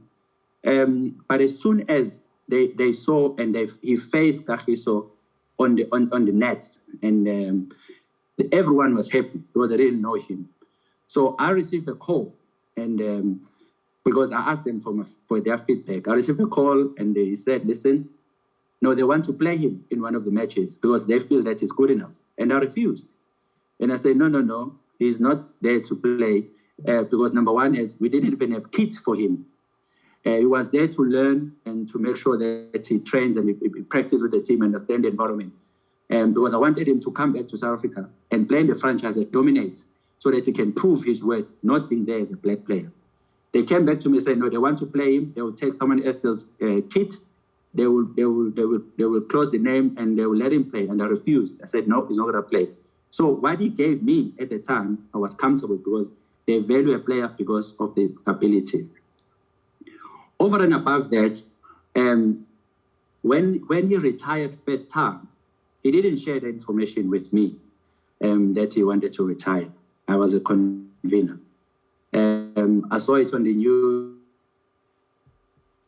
He retired, he didn't share. Because then before you come and chat to the convener, to the management, and take it from there. And I contacted him. I said, you know what, maybe I wasn't happy what you have done. And I think it was unfair from me as a convener not to share, and I see it on the news. And for him to man up and say, listen, Linda, I apologize. Really, I should have done better. And then he apologized. Everything was fine. Then he came back and he continued playing. And there was a last incident when it comes to AB, with my experience, is the World Cup incident, of which it was a massive story in South Africa. When a captain came to me and he said, AB would like to be included in the World Cup 2019. And then I turned it down. Why? Because when he contacted me and he said, listen, Linda, I'm about to retire. And this was after I indicated my unhappiness next time. He went up and apologized, said he's not going to do it again. I actually begged him. I said, listen, AB, we definitely need you in the World Cup in England. If it means there are certain series that we might miss so that you train, because if you need more time, we'll do so. So when then he turned me the offer down, when I said to him, listen, I'm happy to manage your time, but as long as you take us to the World Cup and then you can retire after the World Cup. He said, no, he wants to retire. So when a captain, two days to the announcement of World Cup, or a day or so, I stand to be corrected. And then they said to me, listen, AB wants to return. I turned the offer down because I knew that I personally spoke to him. And two, I think it was unethical that the players that were part of the 15-man squad were conducted. And here I am now. I recall the player and say, no, AB de Villiers decided to come back. So you're going to be unselected because to make a way for him. That I turned it down because on the principle.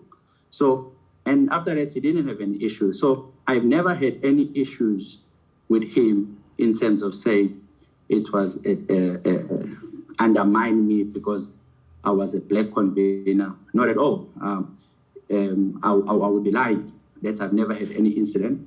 When I made a decision, and then we moved on. Most of the time, he will share his opinion with the coach. And then when it comes to selection, and the coach will share what the captain and the coach will feel. And then we'll take it from there. Faf du Plessis was always there in our selection panel, especially closer to the World Cup, so that we can hear his opinion. But we, at the end of the day, we had a final decision.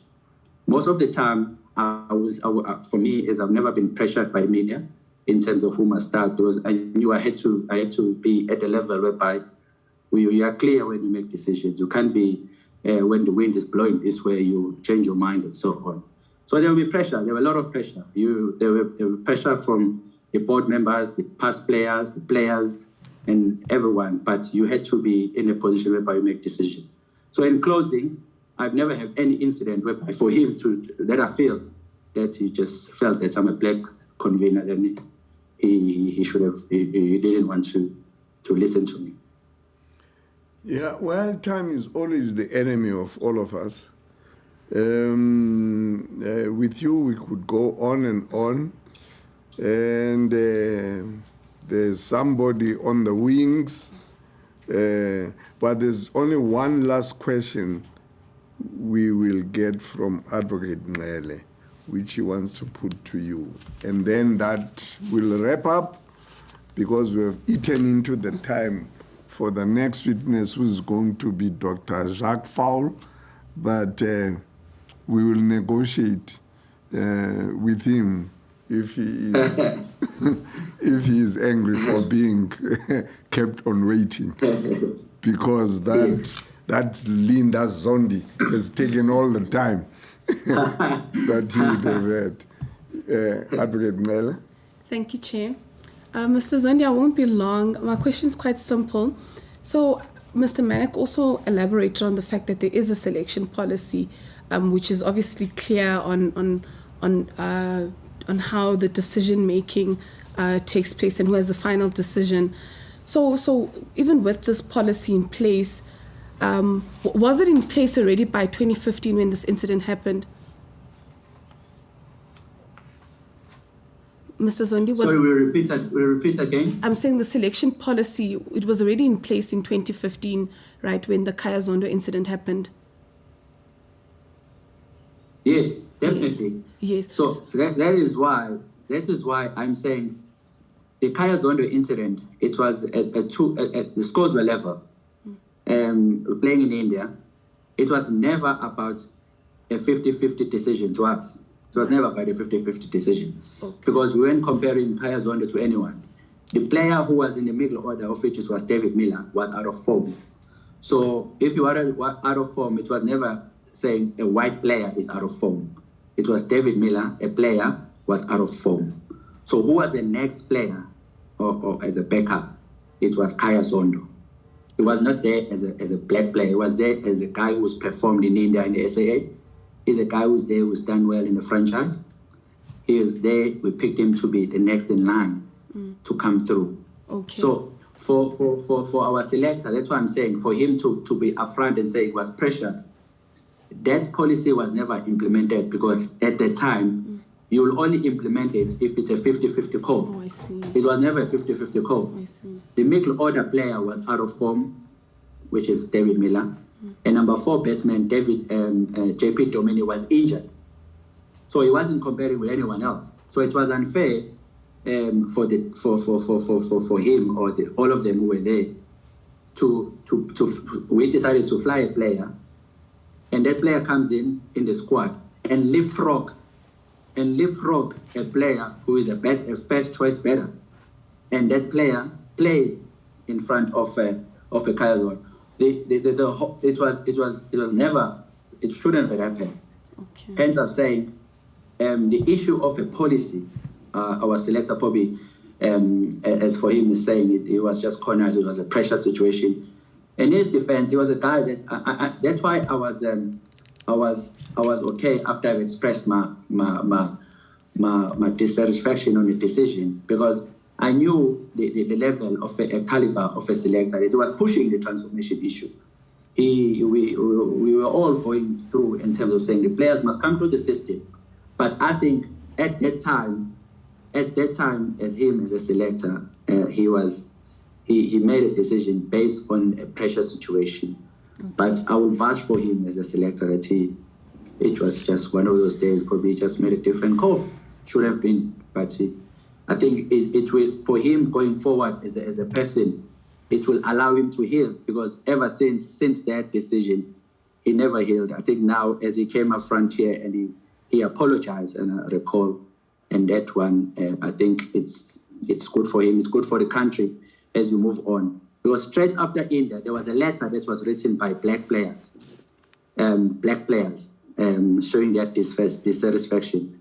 And I think that is important to make sure that a decision going forward like that doesn't happen, whereby the players are judged based on their color of their skin, because they're going to be labeled as we're moving on. Thanks.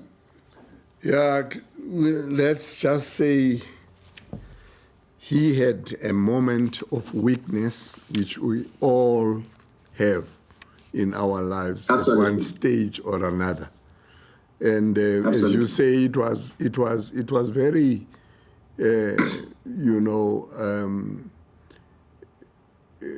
commendable of him having come here and pretty much said that yeah. When you look at everything that was to be considered in who should be replacing this injured player, there is no justification at all for the decision that he took. I cannot thank you enough for having come to give not only your response to clarify some of the aspects of the testimony that we have heard here from Pangiso, from Kaya, from Tsolekile, and to touch on some aspects that speak to A.B. de Villiers as a Proteas captain. All of these are going to be going into the mix, and you know, I can say without any fear of contradiction that your testimony and the contributions you have made today will give us a lot of food for thought as we ponder how we will be coming with recommendations to the Cricket South African Board in terms of the mandate that they have given us. The more some of you as witnesses come and speak, the more we realize how complicated this task is. And I would hope that we get more answers from your testimony when we revisit it than we will be getting questions. But thank you very much for having come when we invited you to come and speak.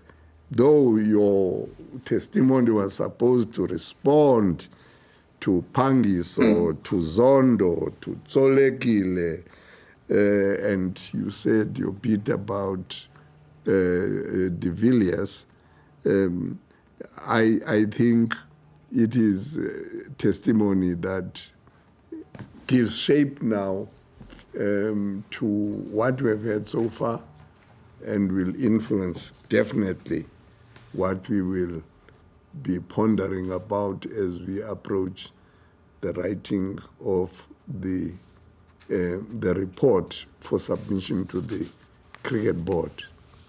Thank you very much. Thank you very much. Thank you very much, Chair, for that.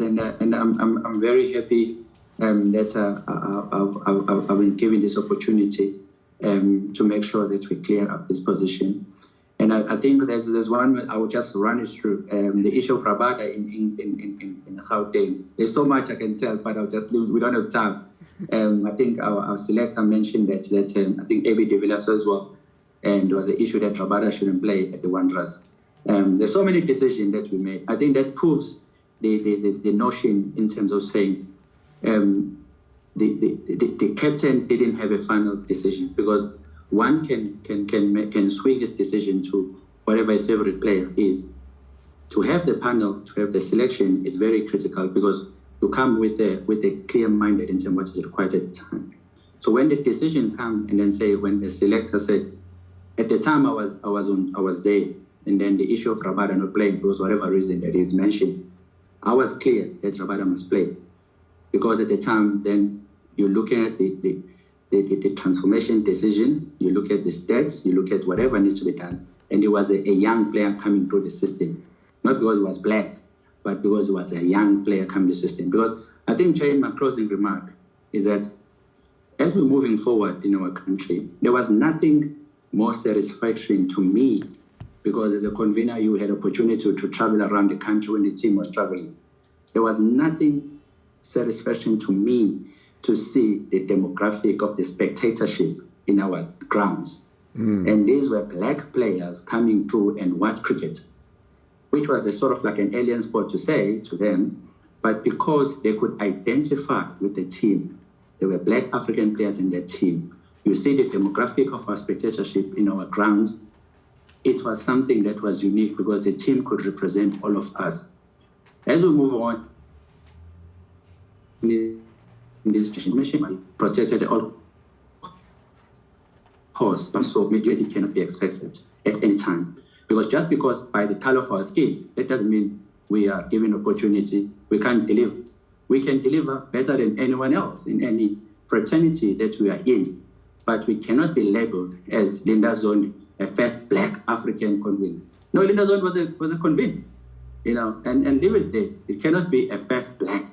We must move away in that notion because it's critical for us that these young players who are coming through the system, they are labeled as black as players, which is going to strengthen our agenda in terms of saying opportunity must be given to the right individual for that person to prosper. That's what we need. And I will appeal strongly to the chair that this issue of incentives of number 12, 13, and 14 in the squad must be revisited. Currently with Saka, Kaya Zondo is a president of Saka. So all these players who've gone through this system, they should be strong enough to deliberately make sure that this policy is changed somehow. And also lastly, Chair, before I go on, when we started off, even the contractual issues we had to, as selectors, we had to discuss.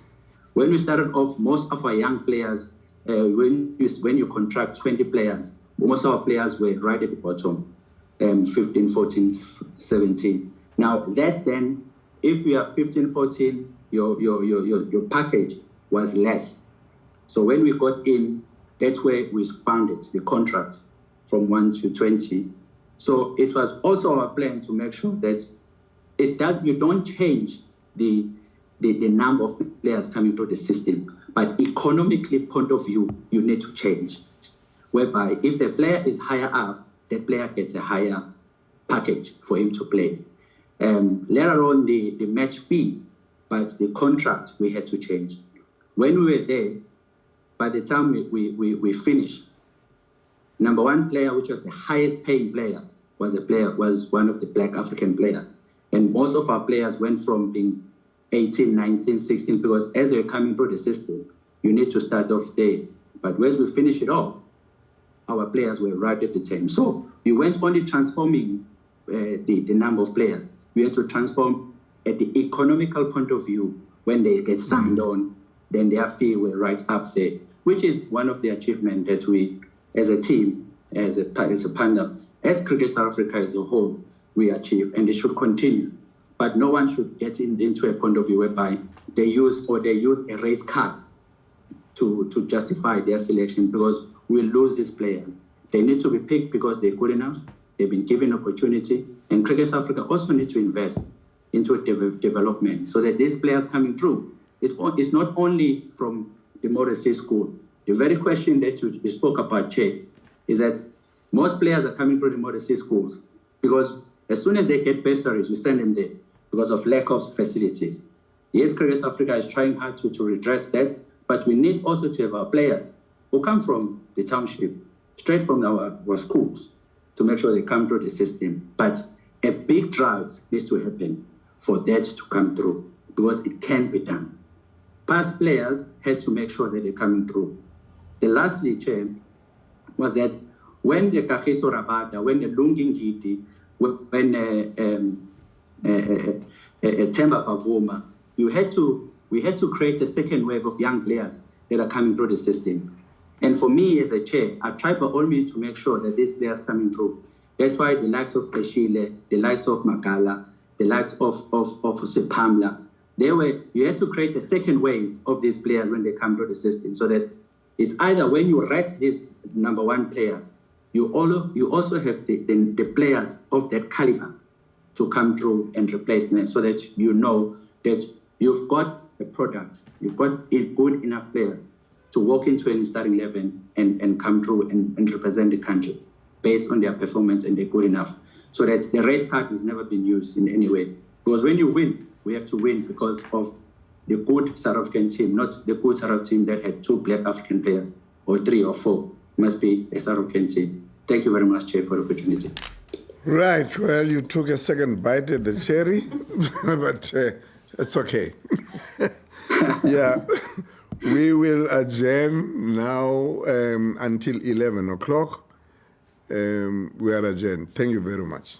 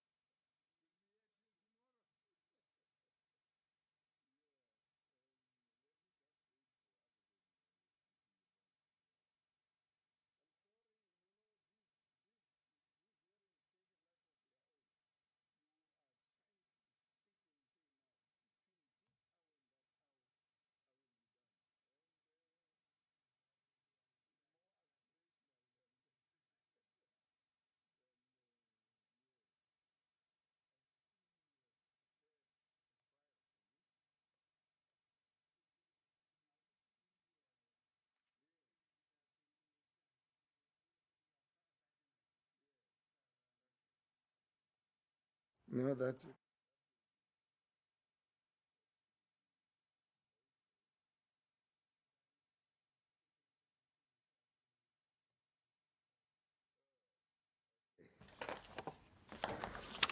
So may I remove the mask? Yes, please. Oh yeah, no.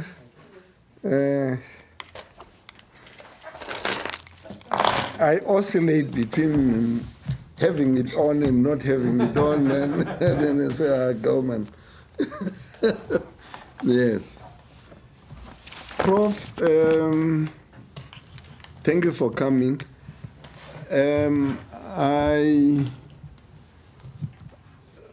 I need to ask you whether you are going to take an oath or whether you are going to affirm.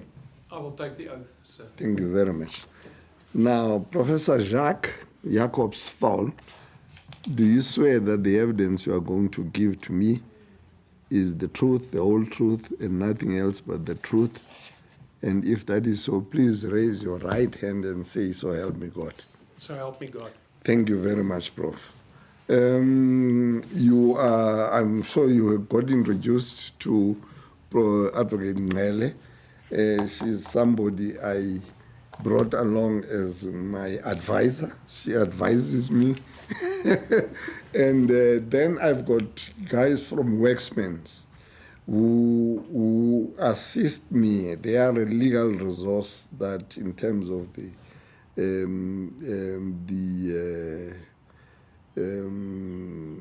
terms of reference I rely on. Some, they hear, they listen, and they may put one or two questions to Prof. But this is an opportunity to make responses to some of the allegations that were made by those who came, to the extent that they may have referred to you, and to the extent that you also feel there is a response that must be given. But otherwise, this is an opportunity that I would like you to seize and make use of in order to contextualize the entirety of what you are involved in. You will know that this project was set up by Cricket South Africa in order for us to find out whether gender or race discrimination played any impact on the sporting code called cricket, and if so, in what ways, and generally for me to make some finding, and the way to do it is by way of hearings. I'm quite glad that you have taken the opportunity to give detailed responses to whatever may have been said, but my approach would be that you should feel free to having, I assume that you have been aware of what has been said, how it has been said, and what you would like my report when it comes to be shaped by, and your input will be critically important if you regard it from that perspective. Otherwise, the floor is yours. Thank you, sir. Thank you for the opportunity. Yeah, you're welcome to call me Dumisa if you want to. You're welcome to call me Jacques. Okay. Thank you. Yes, Mr. I was thinking of the sitting arrangement. I'm sorry that I had to. Whether would I be fine if I sit outside? Chairperson, I don't have a problem with Mr. July next to me, except if he's uncomfortable with me sitting next to him. I want to face you when I talk to your client. I don't want you to be on my side. You're welcome to sit this side. Okay. I'll sit over there. It has nothing to do with the color. It has everything to do with I want when I talk to him, you see my expression.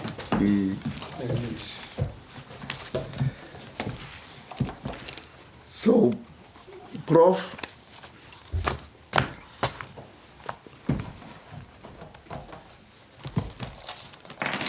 Thank you, sir. Can I Yes. Can I start? Yes. Thank you again for the opportunity. I'm a bit nervous. I got to be honest, but I'm thankful for the opportunity to be here today. I wrote to you the first time you asked us to do submissions. I thought about it. Should I do a submission or not? And I thought that I want to contribute to these proceedings. So not just on the allegations. Even before that, sir, I wrote to you.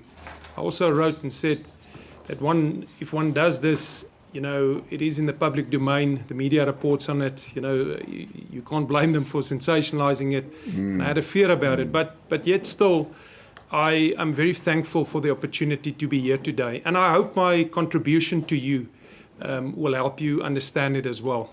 So I want to start off, and I was asked to say something about myself. The advocate said that maybe I should start introducing myself a little bit. So I'm passionate about cricket, and it's been all my life for a very long time. I was a player. I don't think I was naturally a good player, but I did play in provincial teams and also provincial underage teams. I became a coach. I've got a level 3 coaching certificate in 1997. I played for a long time, and I became an administrator young in my life. I became a CEO in 2003. I was on a cricket board already in 1995. So it is 1996, apologies. So it is a very long time that I've been around in cricket. So I've always been mindful of the privileges that I had, but I didn't have upbringing that could allow me to study. So I worked and studied all my life. I like studying. This coming year is the 19th year I've studied non-stop. So I do like study, but I never had the privilege of going to a university, unfortunately. My upbringing was with my grandparents. But yet, as a South African, I probably had more privileges than most South Africans. I had a house, I could go to a school, so I'm well aware of the privileges that I have had. I always refer to when I had the privilege to play non-racial cricket in the 80s. I joined a non-racial club in the late 80s called Mansell Park in Klerksdorp, and I started playing for them. Back in the day, sadly, cricket was segregated. So they didn't form part of our cricket union, and I literally played both for the cricket board and then also the cricket union, which was a wonderful opportunity for me, firstly, to firsthand see the effect of segregation on sport. I played in a tournament in Marlborough, and I stayed over in Lenasia in the 80s. As I sit here in front of you, I'm actually admitting to a criminal offence back in the day, because that's how sad it was. Even if players of the same team travelled together, they couldn't stay together, and hence I was actually hided in the house. So I do have an understanding of the challenges of sport during apartheid, because I literally lived through it. And I was very passionate about the upliftment of cricket. I was also part of the first club that then got integrated back in the Northwest. We joined the two clubs together, since I've played for both, and I became president of it. So I'm well aware where I come from. I started at a very small union at a young age, and worked myself up to being also the CEO of Cricket South Africa in 2012. I got seconded the first time. So after the bonus scandal, it's the 17th of March, I got a call from Cricket South Africa that asked me on a Saturday. That seems to be the day that I get these calls. I got asked to would I be interested in a secondment to Cricket South Africa. They suspended the then CEO, and I took over the office back at the Old Wonders with the late Dr. Willie Basson. So we took it over. We attempt to implement Nicholson as far as we can. There were a lot of challenges back in the day, and I had the privilege, I guess, and the advantage of comparing 2012 to 2020. What went wrong? What did we get right? So 2012, I acted for almost a year. 2013, I was appointed at Northern's Cricket Union. I never applied for the job. I actually got the secondment twice, and I've never applied to do the full-time job. I haven't applied now again for it. I've been involved, given my background from coming from a rural area, in an upliftment project called Farm Schools Cricket. It is something that I feel passionate about, and it's been ongoing for 14 years. And there I must tell you where I see where we if you ask me where we let cricketers down, to play cricket you need equipment. It's unfortunately not just a soccer ball. You need a bit more. You need a flat area at least.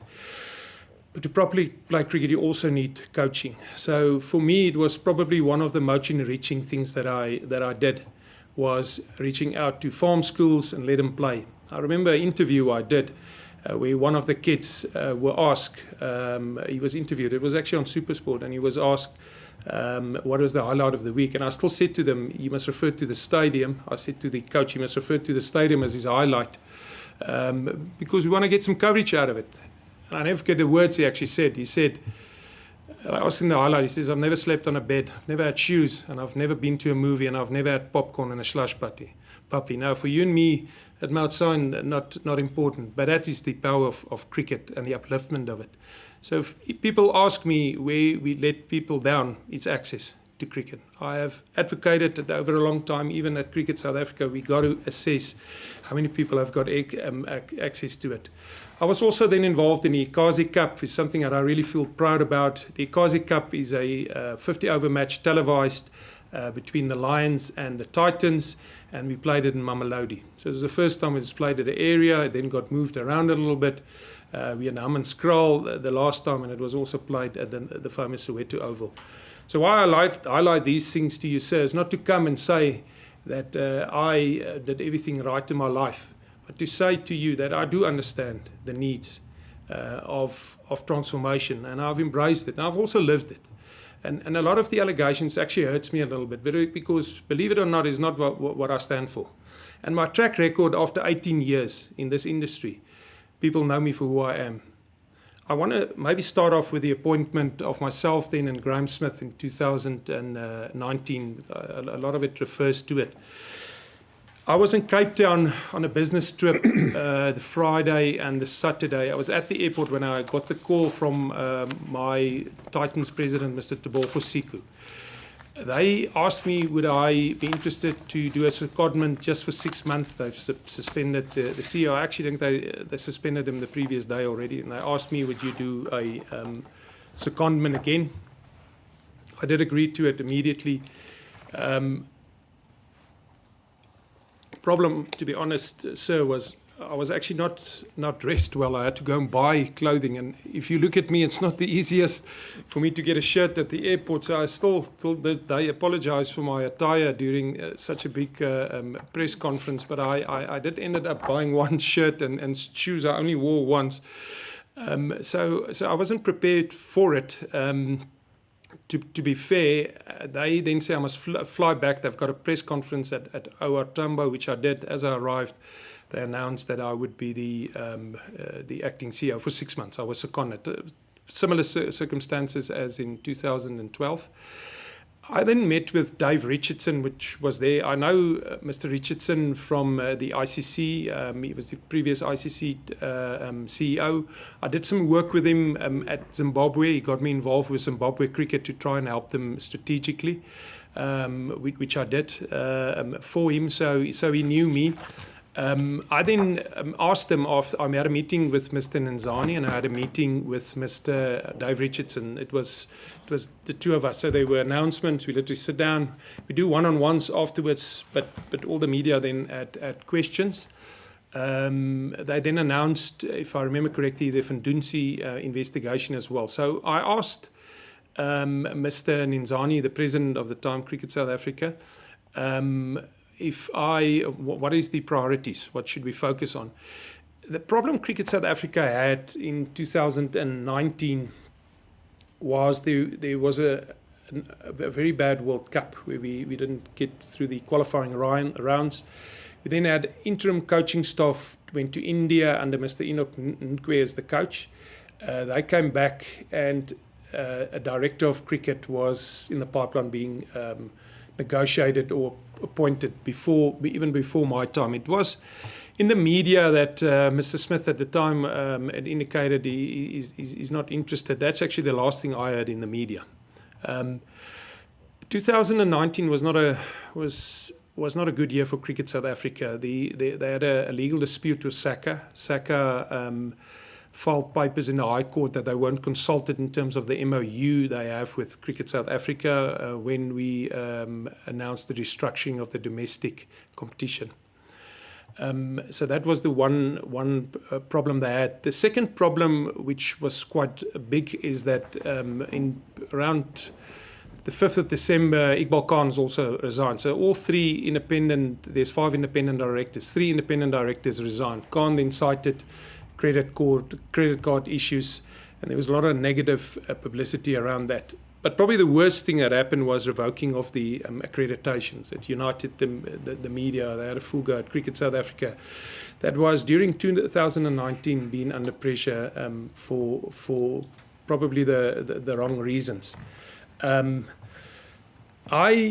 asked Mr. Ntsebeza if they appointed or have they agreed with Mr. Smith. He said they have negotiated with him. He's ready to sign. I must give him a call, because the director of cricket would then appoint the coaching staff. Remember, they were all interim, so we didn't have any coaching staff. On the 7th, I already phoned Mr. Smith. He was still reluctant actually to sign a long-term agreement. He had cited concerns about the credibility of Cricket South Africa at the time, his own IP that could suffer under that. But he would consider a shorter period of time. He spoke about a 3-month, but initially it was probably 4 months, because he started around the 10th and 11th of December till the end of March. It was almost like a 4-month appointment. The English cricket team was going to play their first game against us on the 26th of December at Supersport Park. So that's Boxing Day. And we had no coaching staff. We literally had nobody that could coach the team. And to be fair, we also wanted him to prepare a little bit. So Mr. Smith then agreed. I didn't negotiate numbers or salaries with him. I was given a contract. I was trying to convince him actually to go a bit longer. He said he's happy to do it 3 months. I didn't select Mr. Smith. I wasn't part of the interview committee. That panel happened prior to my time. I asked Mr. Ntsebeza if there's any other candidate. So should Mr. Smith not want it, but they didn't even have another candidate. All they said is they convinced that Mr. Smith would take it. And the panel, Mr. Marawi, if I pronounce it correctly, apologies if I don't, he was part of that panel. So when I spoke to Graham, he said he had dealings with both Mr. Ntsebeza, also Mr. Marius Skuman had negotiated with him, and then of course with the previous CEO. When he was, he assigned it, and we immediately started to get going and trying to get a coaching staff as quick as possible in place. I set up a meeting. Actually, Mr. Eddie Koza set up a meeting with me saying that Mr. Enoch Nkwe wanted to meet with me. I met with him on the 10th of December here, and I spoke to him. He said he was the interim coach, so he had an expectation that he would continue. I said to him, it's my understanding that you would not, but we want you to be part of the coaching panel. He was devastated that he wouldn't go on. He also said to me, for 6 weeks, nobody spoke to him. For the last 6 weeks, nobody ever spoke to him. So he didn't know what was going on, which I said to him that he's got to understand that I was only there for 3 days or 2 days, given the Monday. But he should also understand that the previous CEO has gone through a lot at the end of December. So it's under those circumstances difficult for a CEO to also communicate with him.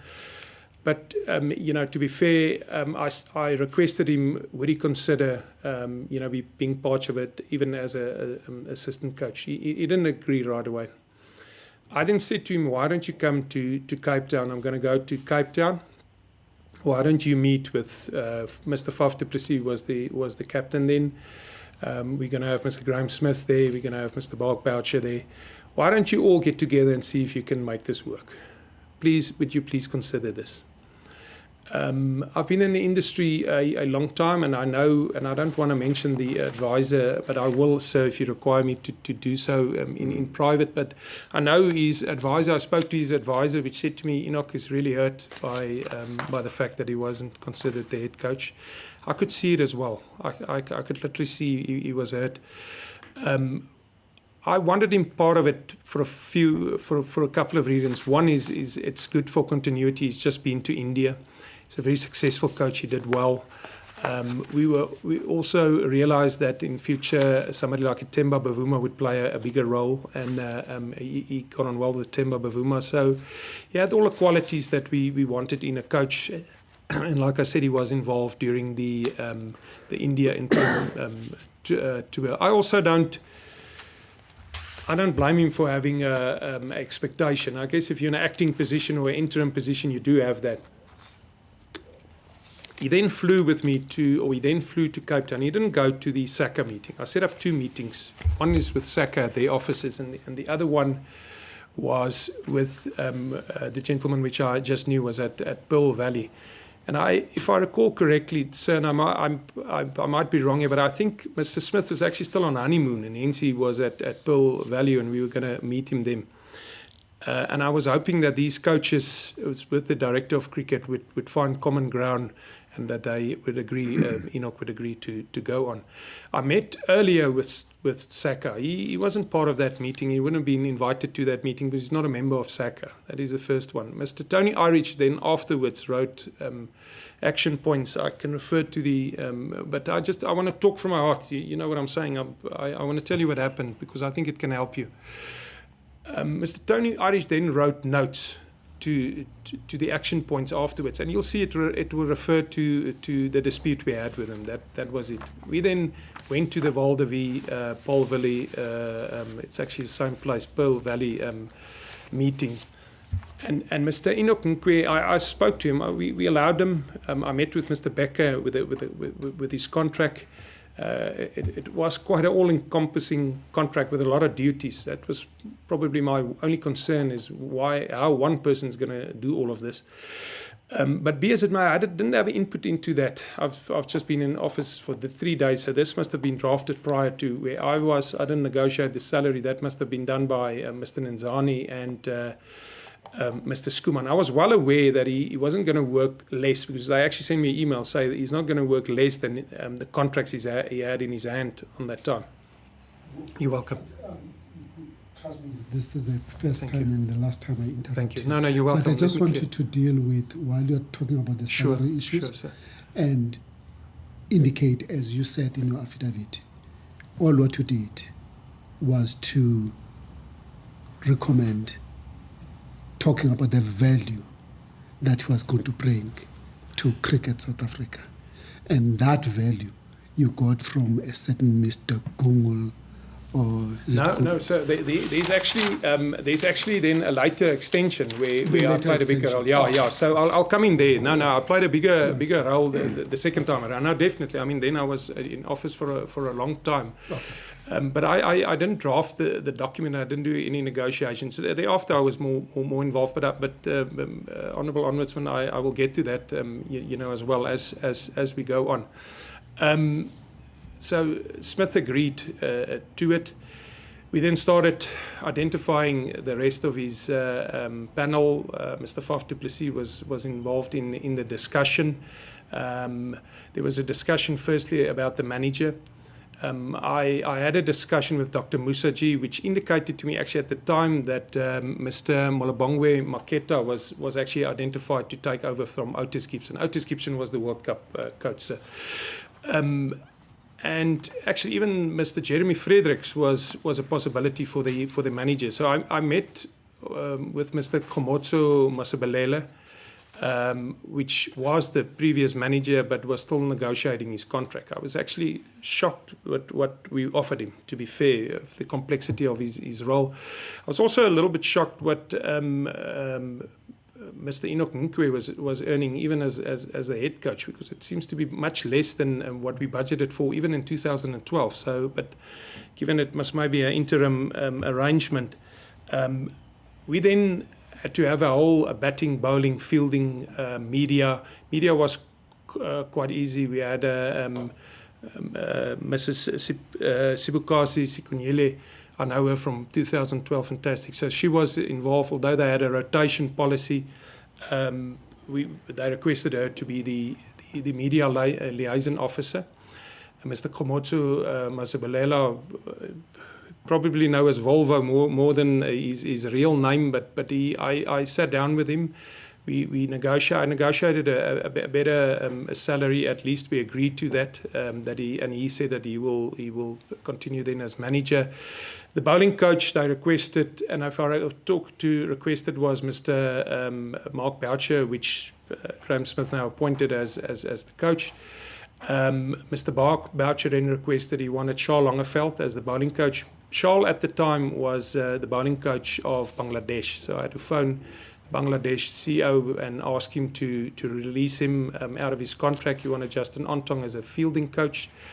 And there were initial discussions of having Ashwell Prince as the batting coach. Ashwell didn't want to do it, and then they said he must do the A team. They wanted Ashwell involved. And the initial convener of selector, or the interim, they wanted Victor, somebody didn't want to do it, and they went back to Linda Azoni again. Linda's respected convener of selectors, got good institutional knowledge. So you had a good mix of, you had your manager that was there before, you had your convener selectors that was there before as well. So that helped us. I then mailed this list to the board and said, this is what they asked to be our coaching staff. I mailed this to the board. The board at the time was then nine members, 3 had resigned. You only had 2. You only had 2 independent board members, Professor Cornelius and Marius Kuman. The president was Mr. Nenzani. The vice president was Mr. Beresford Williams. Then you had the other board members was Mr. Donovan May. You had Mr. John Mahori, Mr. Tebogo Siku, Mrs. Tamai, Zola Tamai. Just want to look at my list who I miss here. Angela Corellison was the other. So out of that composition, out of 9, there were 7 people of color. And I'm sorry that, but these are the issues we deal with. There were only 2 white people. Hence, the other 3 independent directors has resigned. Dr. Eugenia was only appointed later. She wasn't part of this whole deal. There was only one objection, and that was to the duration that the coaching staff would be appointed. They usually get appointed World Cup to World Cup. That's usually the appointment in the past. There was only one objection, it was Mr. Angelo Carillison, and he objected to the fact that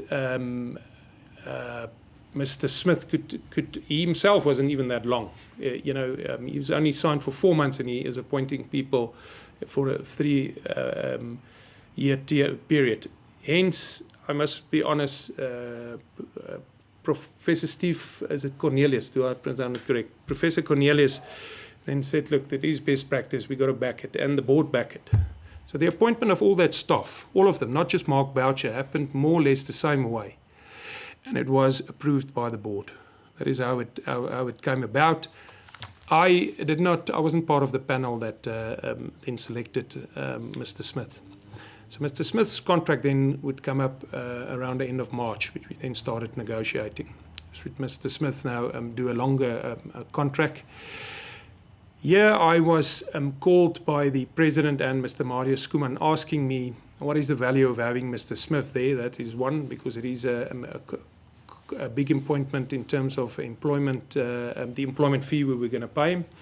And secondly, could we afford it?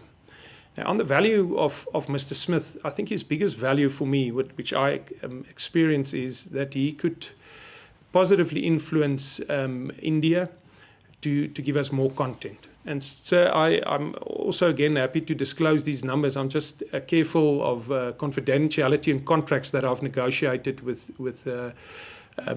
Star Media. But the influence of a T20 India incoming tour, that is where you get your broadcasting money, is significant. It is actually so significant that if you have 3 additional incoming tours, it can wipe out all your losses. in a year. That is how big it is. I'm happy to disclose the number for you in private if you want to know. I'm just a bit mindful that the same figures that you put in your yeah. affidavit. Thank you. Then it is disclosed. Yeah, you're right. So, sorry about that. You're right. So it is meaningful. So that is the one that he has. He also, as it goes with big sporting celebrities, business people are keen to talk to them from time to time. So the business people would be keen to talk to Mr. Smith. So that was the value that he brought in. He's only worked for one salary when I was there. There was no increase. When we debated his salary increase, so this is what I relate to both Mr. Skuman and Mr. Ntsebeza. At the time, the company secretary felt uncomfortable with the employment of white people, and I'm going to get back to that as well. And he definitely also felt uncomfortable with a clause that Mr. Smith put in his contract, his initial contract, that is, if I am not the CEO anymore, acting CEO, then he can exit as well. He'll have that option. That later got removed, but at the time it was also leaked to the media. The media actually phoned me and said we're in possession of the contract. They didn't immediately write on it, but then later wrote about it. I was shocked that this was leaked, and after that, even between myself and the company secretary, emails that was leaked. You can imagine the effect of that. That was actually, quite shocking for me. I then spoke to Mr. Skuman, which suggests that I recuse myself if the board considers Mr. Smith's contract, as he feels I've been implicated in the newspapers, and because of the clause, I welcomed it. Mr. Gwaza, which felt passionate about the company secretary about Mr. Smith not being appointed, was also recused, which I thought the board actually did well there, because I was compromised. It would look that I would push for Mr. Smith to be appointed. I did make it clear to Mr. Smith that I'm not going to go on, and he should make that decision if he's going to stay or not. And a lot was made that he wouldn't serve under a black CEO, but that he's been doing that ever since August 2020. So I wasn't going to go on. At the time, I had a discussion with Mr. Ntsebeza. We could never get through our outstanding issues at time, but we were hoping that it would have been finished in 6 months. The staff here, when I arrived in 2019, I did a climate assessment, sir, both quantitative and qualitative, to just test the psychological safety of the staff, because they've been through a lot 3 years. And I remember some of them was here in 2012. There's wonderful people at work here. I actually feel sorry for them, because a lot of them keeps cricket going with all bombs exploding around them. They sometimes are actually afraid, or I would say shy, to say where they work. In 2012, we sent them for training, and they would say they work at Standard Bank. That's how bad it is. So when I arrived in 2019, my first concern was the staff, because I worried about them, and it was shocking what came out of both the qualitative research and qualitative. Qualitative, some of them wouldn't even see me in this building. They asked me to see me at Supersport Park. I've never in my whole career seen such a low level of psychological safety. So it was very difficult circumstances that we came in. A lot of things happened in November, December. A lot of the senior staff was suspended. They were charged. It wasn't a good space to be in. Cricket South Africa themselves, I think, got one thing wrong, is our responsiveness was so low that if we would say to the media that the forensic audit would start in January, it will start in March. If we said it will end in June, it would end much later. So, and that was part of our recovery strategy. So my field of study refers to stakeholder management. So it also placed me in a predicament, because I then engaged with all the stakeholders, and I really worked hard during that time. I engaged with a lot of stakeholders, both to provide feedback and give feedback, and also give them a plan. And we could never stick to that date. That's the one thing we got wrong. The other thing we got horribly wrong, and I used the word horribly. for a man that studied 19 years, I still don't have enough good English words to probably describe it better. But what happened with us is I got appointed on the 7th of December as a white person. It wasn't a problem in 2020, funny enough, because Dr. Willie Basson and myself were both white. The coach at the time was Gary Kirsten, was white. Mr. Smith was the captain. He was also white. And if I look at the coaching staff under Mr. Otis Gibson, and I compared it, he was a foreign coach. He also had a white batting consultant. But, however, the interim board under Mr. Enoch Nkwe was a very well transformed board. Even if they went just for one interim series in India, it was very well performed. Now you've appointed a white CEO, as done in 2012. When I did research now, I tried to see if there was an outcry, another negative outcry, and there wasn't. My appointment was actually met very positively. Then we appointed Graham Smith, which again wasn't received negatively at the time. If anything, I thought the board would have used this with all the noise around them. They were actually thankful that Mr. Smith agreed to do so. Then he appointed Mr. Boucher, which started an outcry, which got louder. Because if you listen to that coaching staff I just mentioned, you'd only got one white person in it, which is Mr. Boucher. But Mr. Boucher then, as the national coach, uses consultants from time to time. You would have seen in the news now that everybody goes to the World Cup very keen to use ex-players in it and high-profile players, so much that Mr. Vernon Philander, which is probably still a contracted player or was so, would coach, we're working with the Pakistan bowlers now. Mr. Philander is a highly intelligent man when it comes to cricket and bowling and in general, so he would add value. And it does have an impact on people when you appoint it. And I want to give context to it, sir, because like I said, I've got a level 3 and I've played cricket. If I go into my nets and I talk to Mr. Junior Dala, which is one of our fast bowlers and a wonderful young man, about bowling, I can tell you now you will not listen to me, even though I've got a level 3. But if Dale Steyn walks into that net, he will listen to him, just based on the fact. And that is professional sport for you. There is a use of ex-players, especially if they were high profile. It's inspirational, and there's also credibility. I not for one moment say you mustn't be a career coach or you shouldn't better yourself. I myself have studied and still studying because I believe absolutely in it. That is the way to do it. But the way people get into sport is they do use these high-profile people. And he appointed as 2 consultants, so it's not permanent, Mr. Jacques Callas, which played with him in the past, and then also Mr. Paul Harris. Now suddenly, the picture looked totally different. You had the CEO, myself, being white. You had the director of cricket being white. The head coach is white, and there's 2 consultants. And this is where we got it wrong. The optics of it was all totally wrong. And it's not for anything else than we should have been politically more sensitive about it. Because I can tell you now, Mr. Callas and Mr. Harris would make great cricket input. But this is the country that we live in, where we got to be careful with it. You got to be sensitive with that.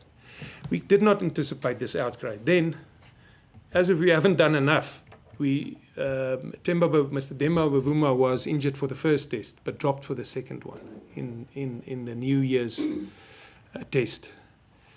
So now we've done that as well. We've now dropped Mr. Demba Bavuma. I met with his dad in the long room at Newlands. His son didn't play. I met a father there, which I could see was hurt. I had to face him. He came to me. He said, I'm Temba's father. I remember that, that feeling almost when the headmaster catches you doing something wrong. That's how I felt. I felt like we've done something wrong. I could see the pain. And he said to me, do you think my son will play for the Proteas? And I said, sir, I think he will. I said to him, I think your son will be the captain of the Proteas.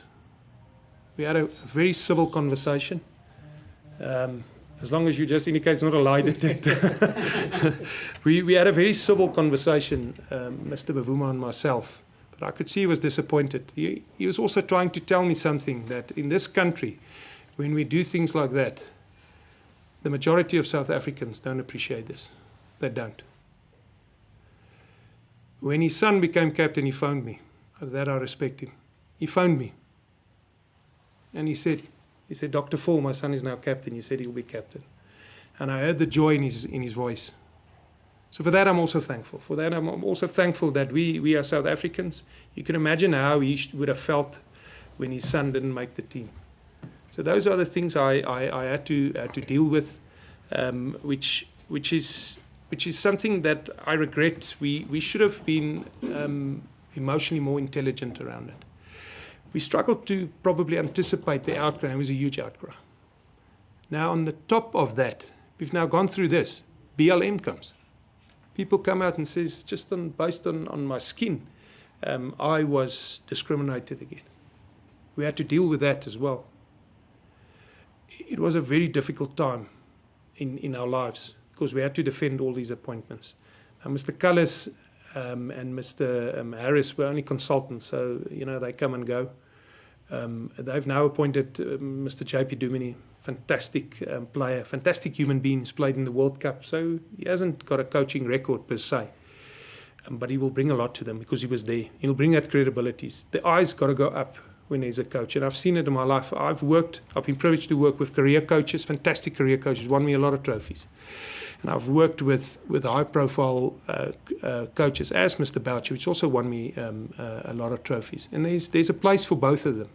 I sadly feel that the career coaches got to work harder. They got to be successful before they earn the respect. With the respect of if you like, high-profile sports people that's done it in the past is quite instant. We didn't anticipate that we would be viewed as a white takeover. I tell you now honestly, if I knew that this was going to be the sequence, I wouldn't have even taken that job. I wouldn't. It's not fun sitting here talking to you. It's not fun. I'm probably the only oak that gets abused by the far left and far right on social media. I got to tell you honestly, the appointments that was made was for cricketing reasons. We got it wrong. There were too many whites involved in a short period of time. Was it procedurally unfair? Sir, not at all. Did a majority black board approve it? Yes, they did. Should have also been wiser. I cannot speculate how they should have been, but I think so. That is my opinion. We should have been smarter when it came to that. So Mr. Smith was appointed then on a long-term contract. As I say, my input, and I'm happy to summarize it for him. I wasn't part of the selection committee that decided that he was going to be the number one candidate. Initially, I didn't negotiate any of his salary.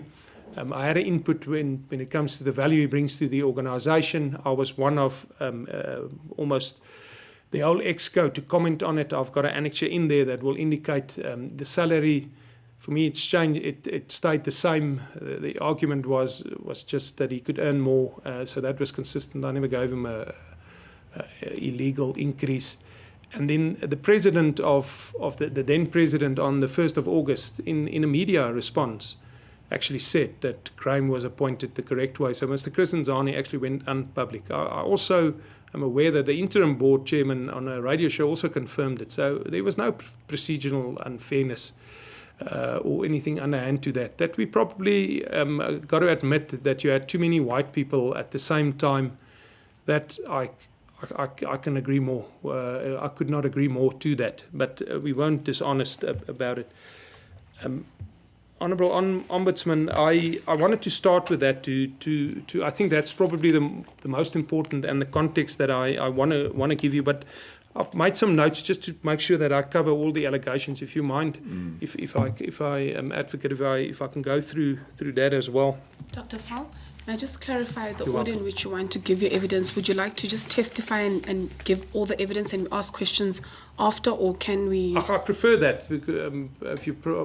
I'm going to go through this quickly, and then you're welcome to stop me. I mean, sir, it's your no. presiding over it. So. We would like you to give your evidence the best way you feel comfortable in giving it out, so that. I thought I'll come in here and talk from here what happened. Yes. Because I'm not fabricating anything. I'm telling you as I remember it. And I probably could have done it a bit more clinical and referred to the pages and go through the system. And I choose not to do it like that. I like people who talk from the heart. Thank you, sir. Because, I can relate to that. If I can go through it. And I'll probably start with, I want to deal at the end quickly with me and Dr. Eugenia, but I don't want it to be about us. But Mr. Marawi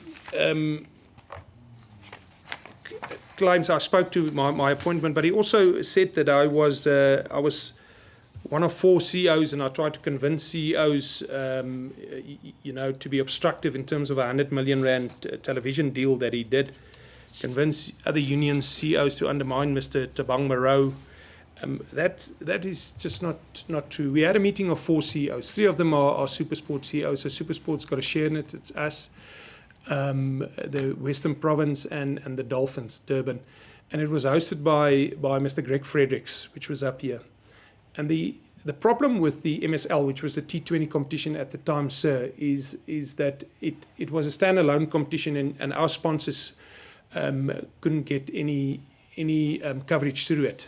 But the MSL in itself wasn't getting money as well. So you actually ended up with our sponsors can't access it, and there isn't sponsors available for the MSL. So we as CEOs came together. We came up with a recommendation that we were going to put to Cricket South Africa and say, why don't you consider it? Funny enough, that format is actually how it's played now. It is 8 teams. The then franchises, new professional teams can get the. It was never intended to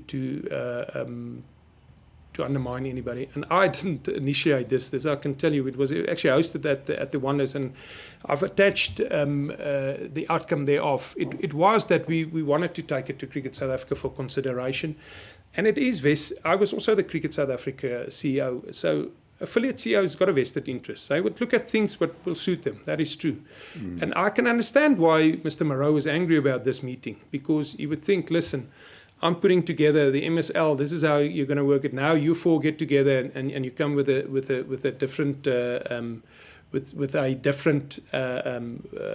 approach to it, or proposal to it. So I can appreciate that. I can appreciate that we undermine him. That I ever get a 25 million rand contract. So I won't negotiate with any of the broadcasters if I don't have that mandate. They wouldn't even negotiate with me.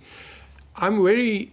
And probably it could be checked, but I didn't see any 100 million rand broadcast deal when I took over as the acting CEO, because the MSL was bleeding a lot of money. We were budgeting a 209 million rand loss over 4 years, and we wiped it out in 2 years. So I'm not aware of a 100 million rand deal. I definitely didn't see it, when I spoke to it. I'm the first to apologize if Mr. Marawi felt that we undermined him. It was never the intention. The people in it will also say to you, and Mr. Nabil Dean said he didn't warn him. He didn't warn him up front. And Mr. Greg Fredericks, who's now in the UK, sent me a message also saying, listen, I didn't apologize. Our intentions was good. Now looking back, you've got to admit, I was also the acting CEO. And I asked myself, would I have liked it if 4 of the affiliate CEOs have a meeting about, something like that? And I wouldn't have. So we get it wrong. We got it wrong. It was never intended to undermine him. He speaks through, we were going to be disciplined. There were no disciplinary actually ever brought it against us, and it's difficult for me to answer on behalf of the board why it didn't happen or not happen. For me, there was no wrongdoing, and hence maybe that's why it didn't happen. He then also refers to TMS.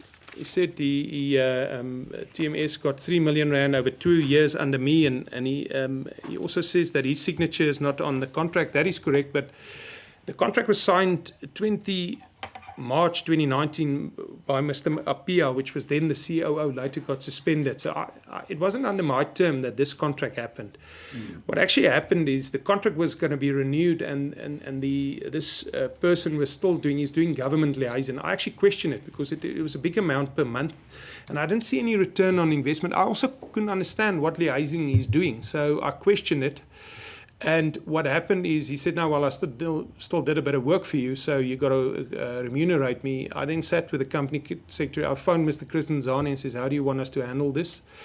And we decided to give him 2 payments then of 220. That's the only payments that was done under me. There were no 3 million rand. You can also imagine I was only there for 9 months, so at 220, even times, if he was paid all the time, it didn't work out. It was done. The one was done at the 20th of September, sir, and the second one on the 24th of December.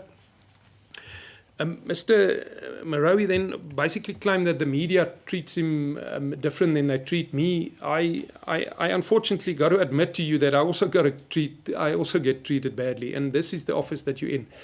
There is certain journalist that drives a certain narrative, and if you're at the wrong end of it, and they also sensationalize it.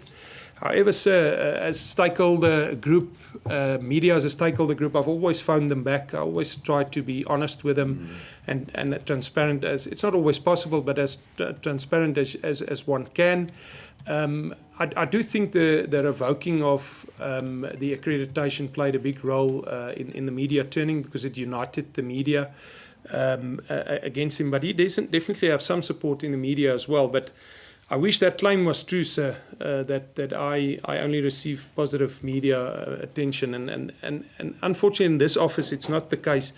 But I honestly can't blame the media in general. I think the media is also a necessary watchdog for us. The media made an uproar about all the white appointments at the time. So should I now say that the media has got a personal agenda against me? I think there might be members in the media that's really angry with me and still being angry with me, but I don't perceive it as a personal agenda against me. I do think some media drive certain narratives, but the media is also part of us as the sports industry, and we unfortunately got to live with them.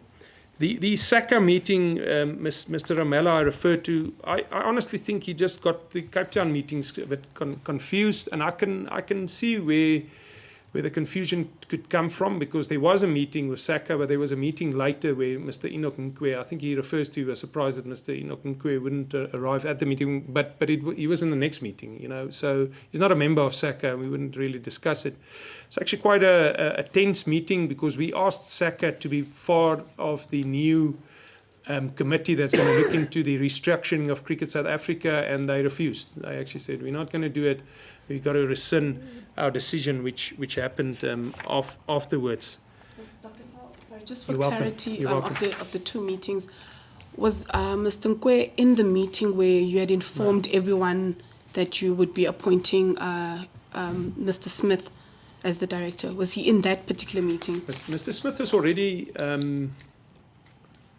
we were really in negotiations with Mr. Smith, but I honestly can't recall if we said that to SACA, because it's not part of the action point. So the SACA matter was a legal dispute we had with them, Cricket South Africa. And Mr. Ramela would have been in that. Mr. Nkwe wouldn't have been in that. He wouldn't be in the meeting because it doesn't make sense. And I worked through the action points and and even my planning in it. And I don't recall, informing them that Mr. Smith would be appointed or anybody would be appointed. We were actually very mindful to do anything before I think they wanted to announce it on the 14th. So we wouldn't be talking about those things at the time. And like I say, we were trying to smooth over the relationship with SACA. It's just taken us to to court, literally. So I can't recall. Mr. Nkwe wasn't in the meeting. I cannot recall if I said it informally or there was a conversation about it, because my memory was it was about the dispute. I was actually trying to convince them to serve on this joint committee so that we can get the restructuring going for the domestic season, because that was quite an urgent matter which Mr. Dave Richardson helped us with. So I can honestly not recall it wasn't a discussion point, it wouldn't have been listened. But Mr. Enoch Nkwe wouldn't have been in that meeting. The meeting thereafter, there was Mr. Faf du Plessis, there was Mr. Boucher, they were all in the meeting. He was there. We took him there, and I took him there to ask him, will you please consider being part? We need you. We think you can make a big contribution. Perhaps let me just, you may or may not be aware of Mr. Ramela's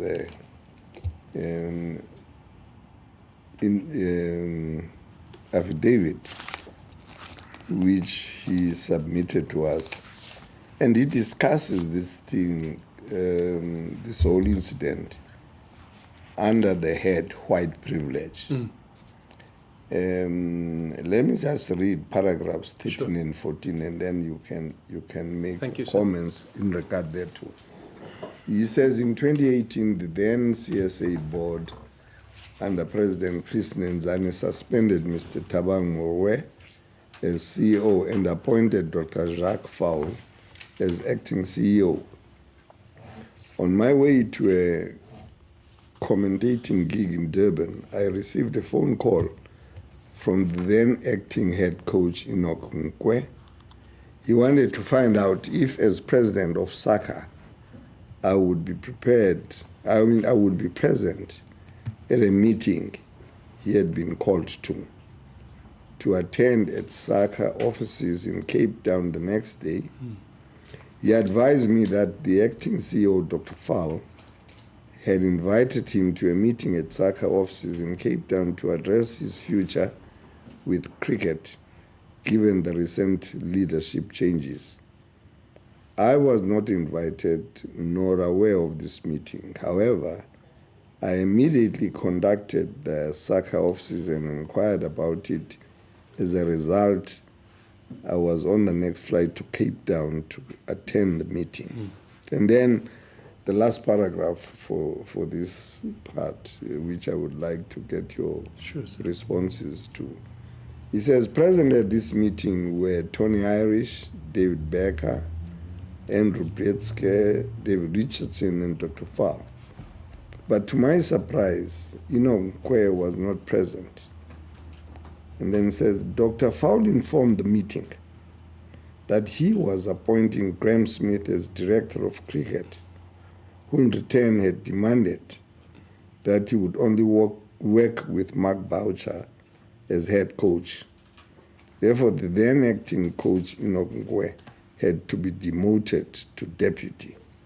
Graham Smith was not present at the meeting, but his lawyer, David Becker, was. Now, I mean, that's what he said in an affidavit to us. And you know, I mean, I've always said that one of the shortcomings of this entire SJN project is the fact that, you know, it does not allow for even limited cross-examination because of the restrictions of time.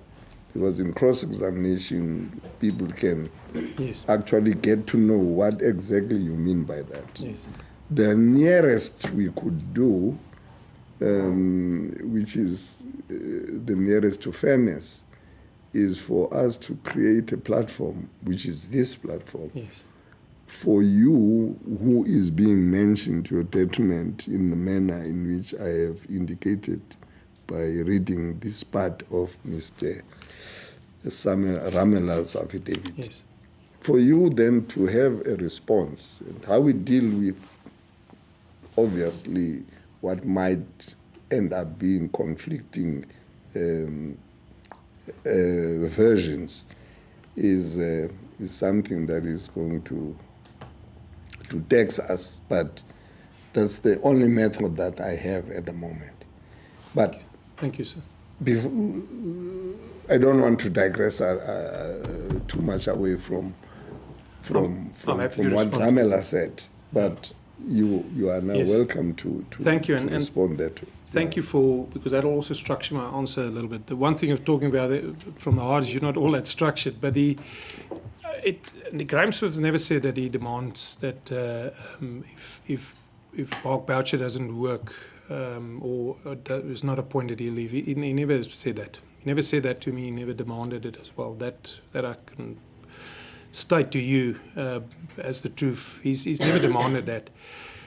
It doesn't make sense to discuss Mr. Enoch Nkwe with SACA, that's the Players Association, because he's not a member. Mr. David Becker was there because he's actually the lawyer of SACA as well. He's actually the lawyer of SACA, so he was there for the dispute. That's why Mr. David Richardson was there.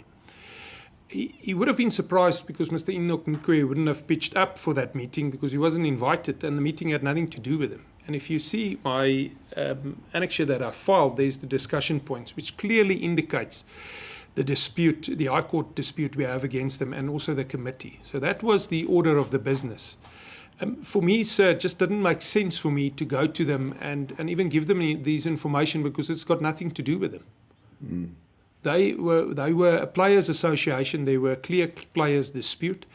Where Mr. Nkwe was going to be involved in a Cape Town meeting was the next one. And that was at Val de Vie. Now, the factual inquiry I would like to be making from you is what he says about you. Sure. He says, and he puts it, let me read it again. Dr. Faul informed the meeting that he, you, was appointing Graham Smith as director of cricket, who in return had demanded that he would only work with Mark Boucher as head coach. Therefore, the then acting head coach, Inokwe, had to be demoted to deputy. So there are three things it deals with there. The first one is that you told the meeting that you were appointing Graham as director of cricket. The second thing is that, and you would have been saying so to the meeting, Graham Smith had demanded that he would only work in the position in which you had been saying you are appointing him to, with Mark Boucher, if only Mark Boucher was also head coach. And the third thing he is raising is that the consequence of that would have then been that acting head coach, who was in a way, had to be demoted to being a deputy. Now, that's the factual inquiry I am now seeking to clarify my mind about. Is what are you saying to those facts which he says were things that took place in the meeting at which you were at and you made certain pronouncements in that meeting? Thank you, sir. I'll then respond to the three. Starting with the first one is I never said words like that to Saka. The appointments was only going to be ratified on the 12th by the board, so that's still got 2 days to go. I don't understand why I would be saying this to the Players Association. It's almost like talking to your dentist about a bank loan, because they had no interest in this. They had no say in it. This was all about coaches. Coaches aren't members of SACA. It's not a coaching association, so that is the first one. Graham Smith has never said that he insists on having Mark Boucher appointed. He's never said it. The third one was, at that time, if you know now, we were still going to a meeting at Val de Vie. Mr. Enoch Nkwe hasn't even agreed to be the assistant coach. If he didn't like what he was seeing, he wasn't going to be the assistant coach. How can I, the morning, already announce him being demoted as the assistant coach if he himself hasn't even agreed to it? In my email to the board, when I said you must consider the following, you will see I actually note that Mr. Nkwe has asked me to give him time till the 12th. So on the 12th already, or during the 12th, he wasn't even sure. He wasn't even sure himself. So for me to make such a pronouncement already on the 10th to somebody that's, to a body that's not really, for me, they don't have an interest in it. And again, the action points, which is evidence that I submitted, doesn't speak to it. So for me, there was a lot of uncertainty still on the 10th. I got appointed on the 7th. And why would I then write to the board on the 12th that Mr. Enoch Nkwe is still considering, does he want to be the assistant coach, as if Mr. Ramella has got me demoting him already on the 10th? Okay. Can we get the dates clear? Yeah. You get appointed on the 7th. Yeah. On that very day, on the 7th, yes, you called Mr. Smith. Yeah. Because Mr. Nenzani told you that he agrees with Mr. Smith. Excuse me? That Mr. Nenzani said they've appointed Mr. Smith. No, they haven't appointed him. They've done what with Mr. Smith? Why are you calling him? No, we want to convince him to actually to sign the contract. He hasn't even agreed to be appointed on the 7th. Okay, that's one. Yeah. That's on the 7th. Yeah. On the 10th, yes, you then get a call from Mr. Mr. Nkwe. No, I met with him. Didn't he call you for a meeting? I actually got a call from Eddie Koza. Okay. Eddie Koza set it up. We met here. I thought, okay. No, Eddie Koza. That's sorry, fine. Eddie Koza. But you met with him. Yeah. And then you tell him. Yes. He tells you that he would want to continue. Yes. And you tell him. No, he doesn't tell me he wants to continue. Yes. He actually tells me that when up to this, we said to Mr. Smith, he's got to indicate to us who he wants in place so that we can start negotiating with him. So if you remember the Langeveld matter, so it's one thing, it's the listing people, we still got to get him in. So on the 10th, when I met, my first meeting with Mr. Enoch Nkwe, I said to him that Mr. Smith has indicated to me that he wants Mr. Boucher to be the head coach. Mr. Boucher feels comfortable for you to be the assistant coach. But Mr. Enoch Nkwe, excuse me, sir, at that time, hasn't agreed. He doesn't say I want to be. I actually convinced him to come to the Cape to at least talk to Mr. Boucher, Mr. Smith, Mr. Du Plessis, to see if they can find common ground. Now, even flying back, he hasn't agreed. He asked me, can I tell you on the 12th? Can I phoned his advisor and said, listen, I think it will be important for us that he forms part of the for various cricket reasons. I think, Dr. Faul, you misunderstood me. Oh, sorry. Apologies for that. You misunderstood me. Sorry. Because all that I'm saying, when he said to you, he had reasonable expectation to continue as a coach. Yes. Yes. That's what he said to you. Yeah. And then that's the time when you told him that no. Mr. Smith is not in the plans of Smith. So meaning that on the 7th, not only were you trying to convince Mr. Smith also told you who he would want to have in the coaching staff. No, not on the 7th.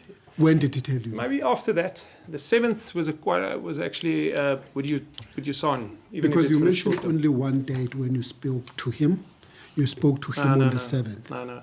I said I spoke to him the first time, the 7th. I spoke to him every day after that. We had to get a No, coaching. your affidavit doesn't say that. When I'm saying Apologies. you only No? say, That's why because I'd like we to clear go it, by yeah. your affidavit. Sure. Your affidavit talks from the On the 7th, 7th. it then goes to the 10th, Yeah. and then it goes to the 11th. Okay. Now, let And me then clear the that. 12th. I would have spoken to him every day thereafter. So then yeah. you would have spoken then with Mr. Smith before the 10th, Yes. and you got an understanding from Mr. Smith that Mr. Nkwe's future is that of an assistant coach, according to Mr. Smith.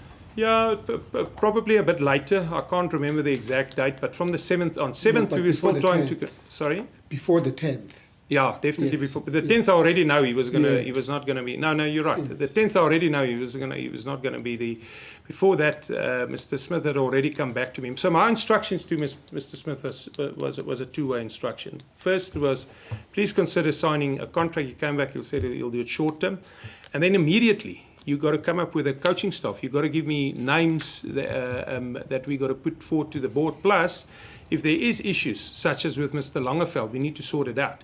So he's already then had a bit of a clear plan. It didn't totally work out for them. As I say, they wanted Mr. Prince as the batting coach. He didn't want it to do it. They wanted Mr. Victor Pitsang. He's still in the email, actually. You'll see Mr. Victor Pitsang at the time couldn't do it. Various work reasons, he wouldn't want to do it. Emails. We've got to Yeah. emails. So- because you so made it- submission Yeah. before this submission. Yeah, that's Anyway. correct. Yeah. So what I'm saying to you, by the time you go to Mr. Nkwe, Yeah. your decision, you would have been convinced by Mr. Smith of who is going to be in the coaching staff. Yeah, he doesn't have to convince me, to be fair. He was going to announce it. He was going to appoint it. That's the role of the director of cricket. So, Yeah. However, Mr. Nkwe hasn't agreed to anything at that stage. I accept that. Then you've got a meeting with Mr. Nkwe on the 10th, Yes. and then you go to Cape Town on the 11th. Yeah. On the 10th, that's where you're telling him Yeah. that that's no, correct. whatever expectation that you had is not going to happen. Yes. Let's go to talk about this and see, because I will be meeting with Smith and everybody would be there. Let's Yeah. meet in Cape Town. Yes, that's right. Then you go to a meeting on the 11th. As I understand from your affidavit, Yes. your meeting at SACA was about the dispute, Yeah, that's correct. right? That's correct. And this is the issue that Mr. Ramila, being the president of SACA, was not aware of. I wouldn't know. Yes, he said he was not aware of that meeting, which is about the dispute which relate to SACA. That's right. He gets to know about it from Mr. Nenzani. Oh. Then he goes to the meeting. He attends that meeting. You are saying there was another meeting on the 11th where Mr. Smith, I'm not sure whether there was a honeymoon taking place. Yeah, Paul Valley. Yes, Paul Valley.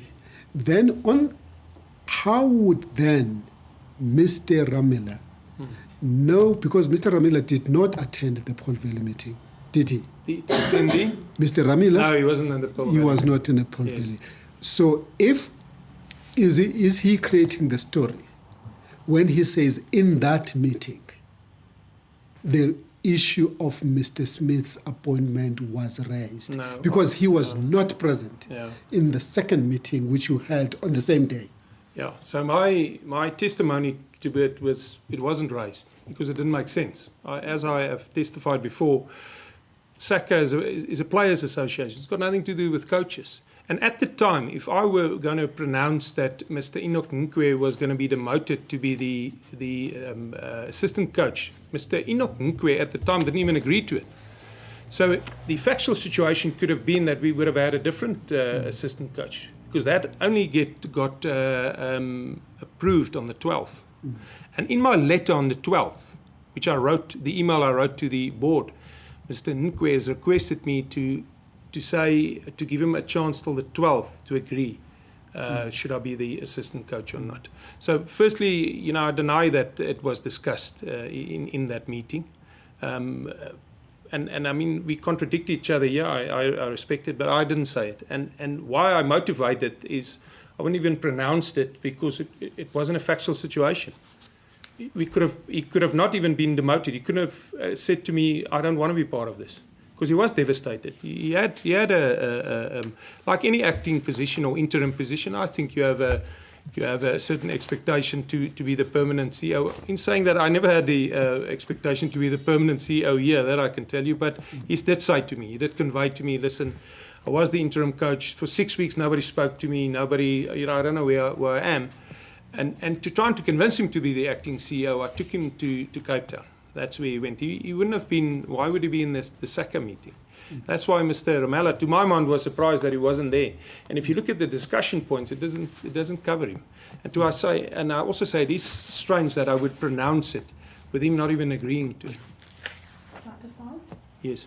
Oh, okay. So, I mean, other than the expectation, as you're saying that, Mr. Nkwe, having been the acting head coach, you're saying that he would obviously have an expectation to be the actual head coach. He said that to me, yeah. Okay. Yeah. So other than that, in your opinion, was he qualified to be the head coach?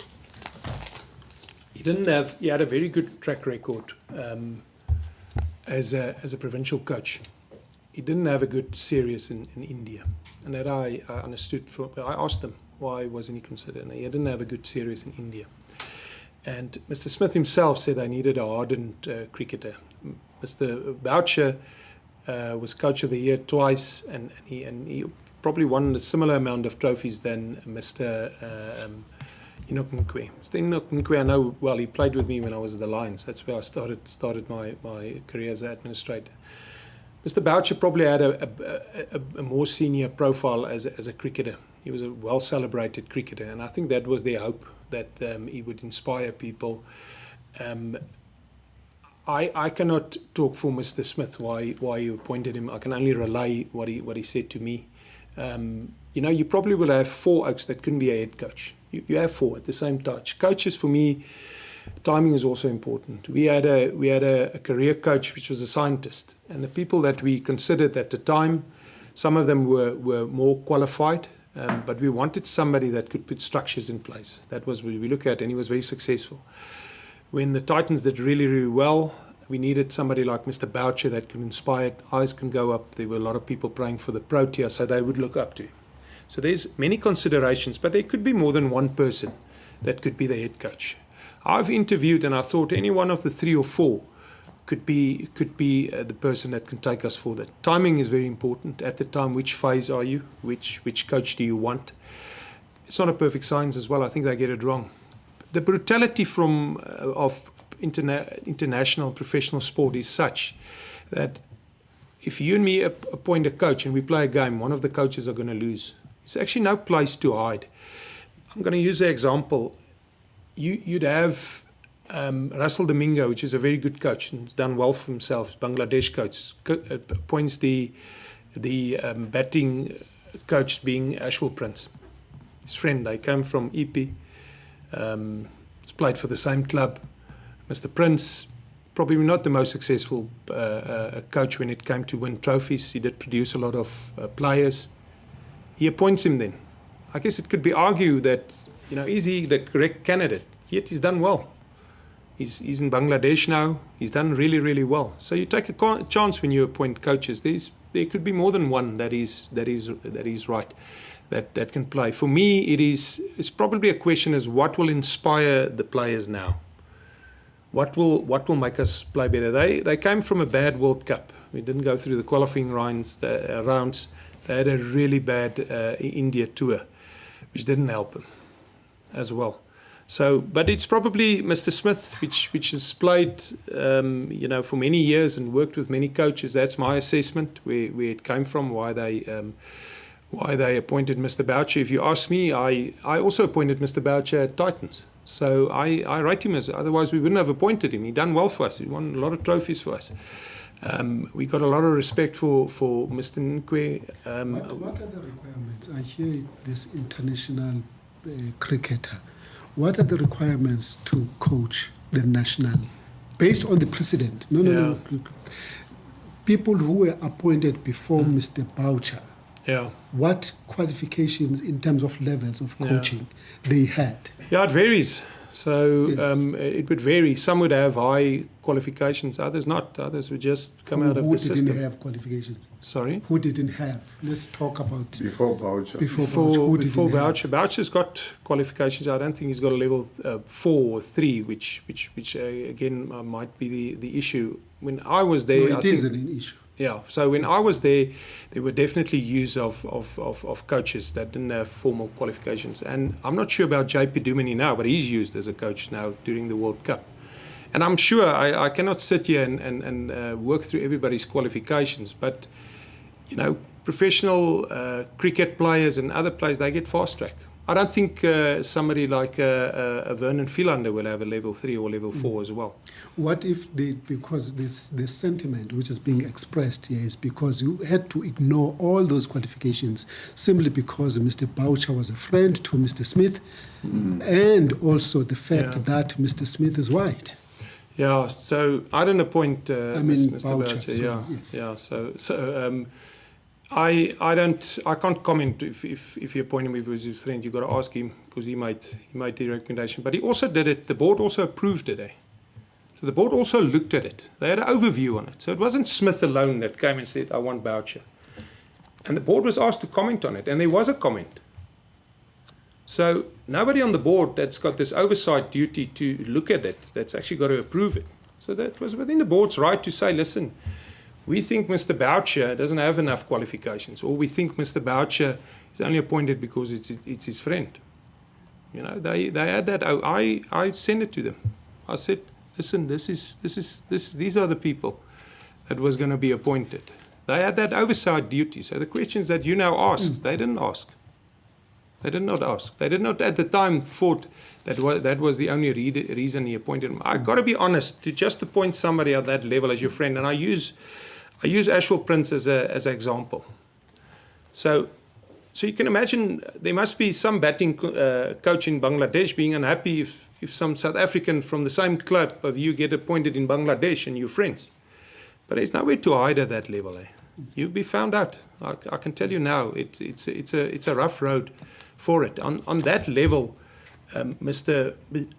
Smith will become under more and more pressure if we don't win. We ourselves will become under more and more pressure.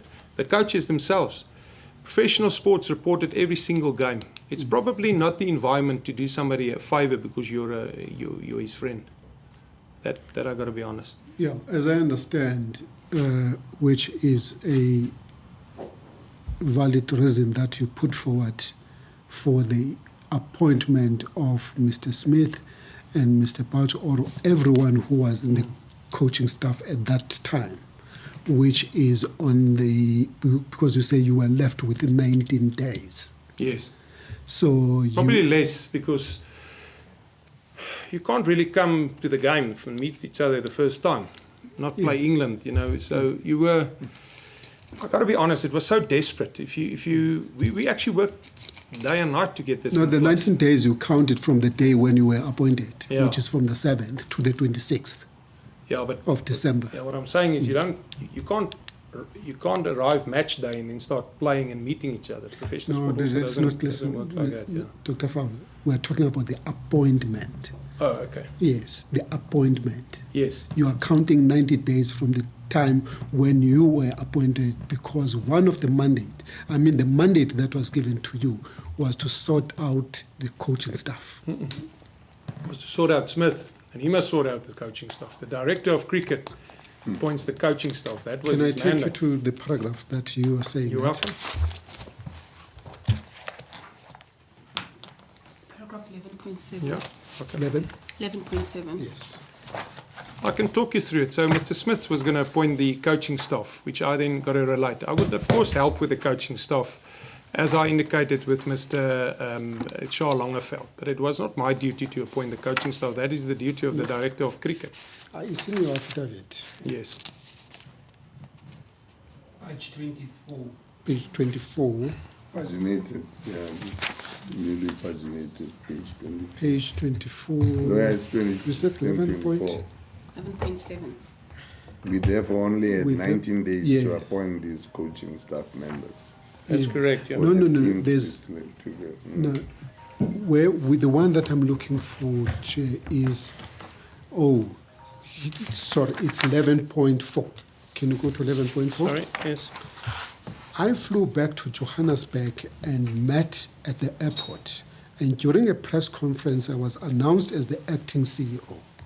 Immediately after the press conference, I had a meeting with Mr. David Richardson and Mr. Chris Nemzani, who highlighted the important issue that I had to deal with as a matter of urgency.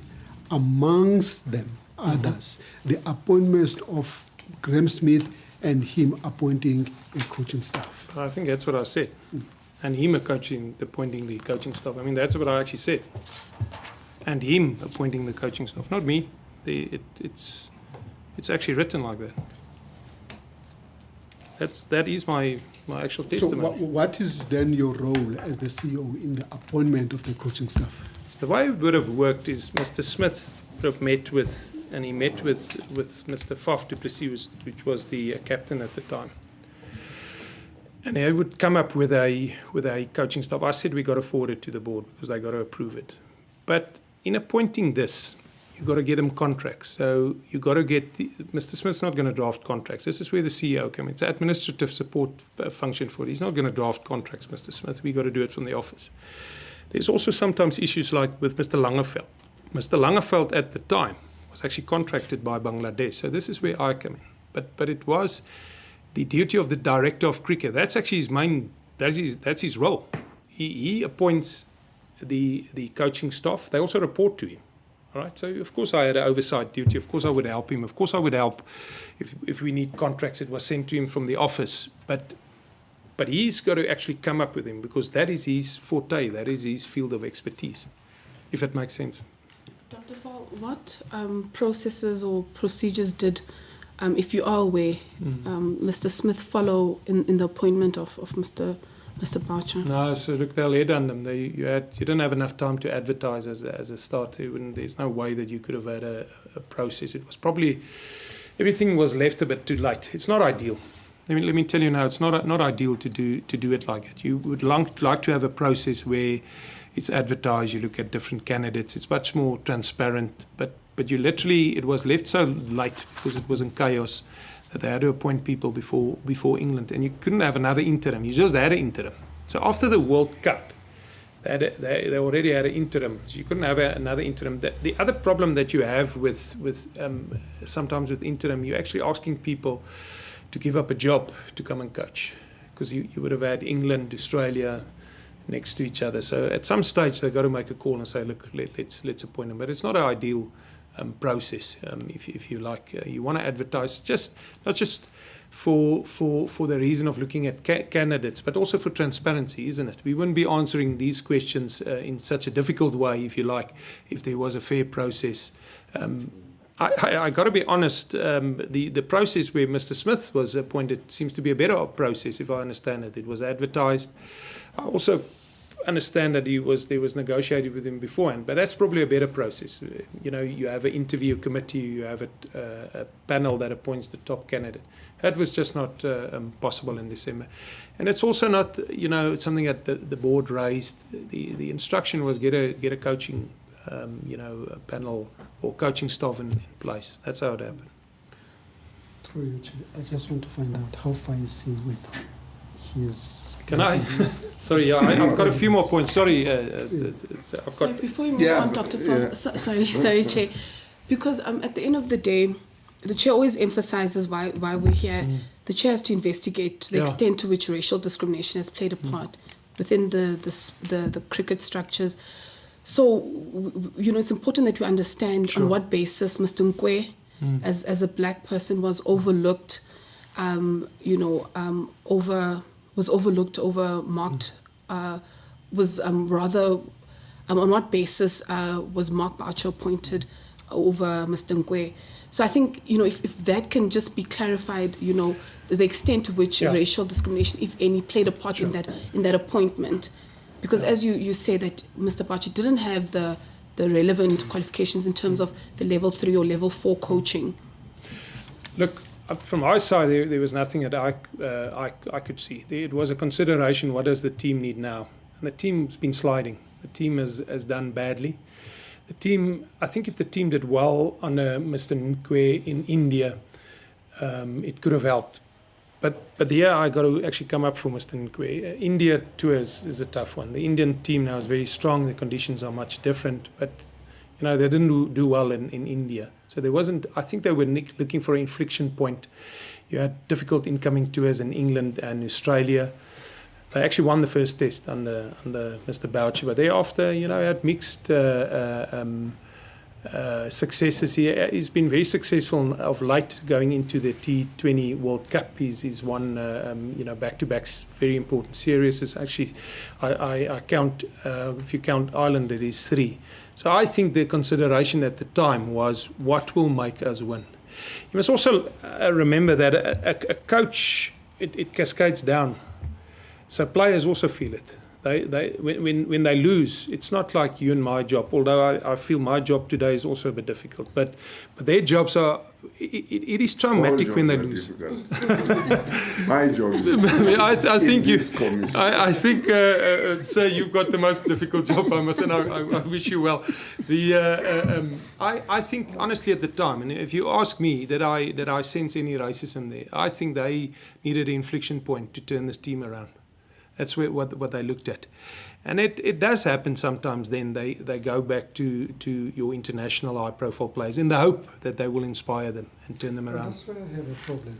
This thing of having played as an international player, therefore you qualify to be an international coach. And also as a director without any experience, simply because you played. That's the industry we're in. So Mr. Philander will be the coach now. He'll work with Pakistan. He hasn't coached. He's going to the World Cup with Pakistan. He hasn't coached. He was a player the other day. He was actually signed with the Cobras. If you don't come from professional sport, it's actually good that you question it. And it is something that you got to raise. But it happens if you list the number of ex-players that end up in high-profile coaching positions quickly, there's a lot. Mr. Gary Kirsten was an ex-player. Why is cricket complicating everything that we thought we knew about? I mean, if it was rugby, we know that this is the guy who should be a coach. He played, he has this level of experience, and, he may even have been trained as a coach. But there is a linear trajectory. Yeah. But with cricket, I mean, I think it's in other sports as well. So I do think other sports has got a bit of it as well. That ex-players play a role. I do think that you always got to encourage them to do formal training because it makes them better coaches. Because playing is not coaching. That's what I always say. It's a different discipline. But I think we got to realize it's got to do with credibility. And my example stands. So I've studied for now 19 years, and I've got a level 3.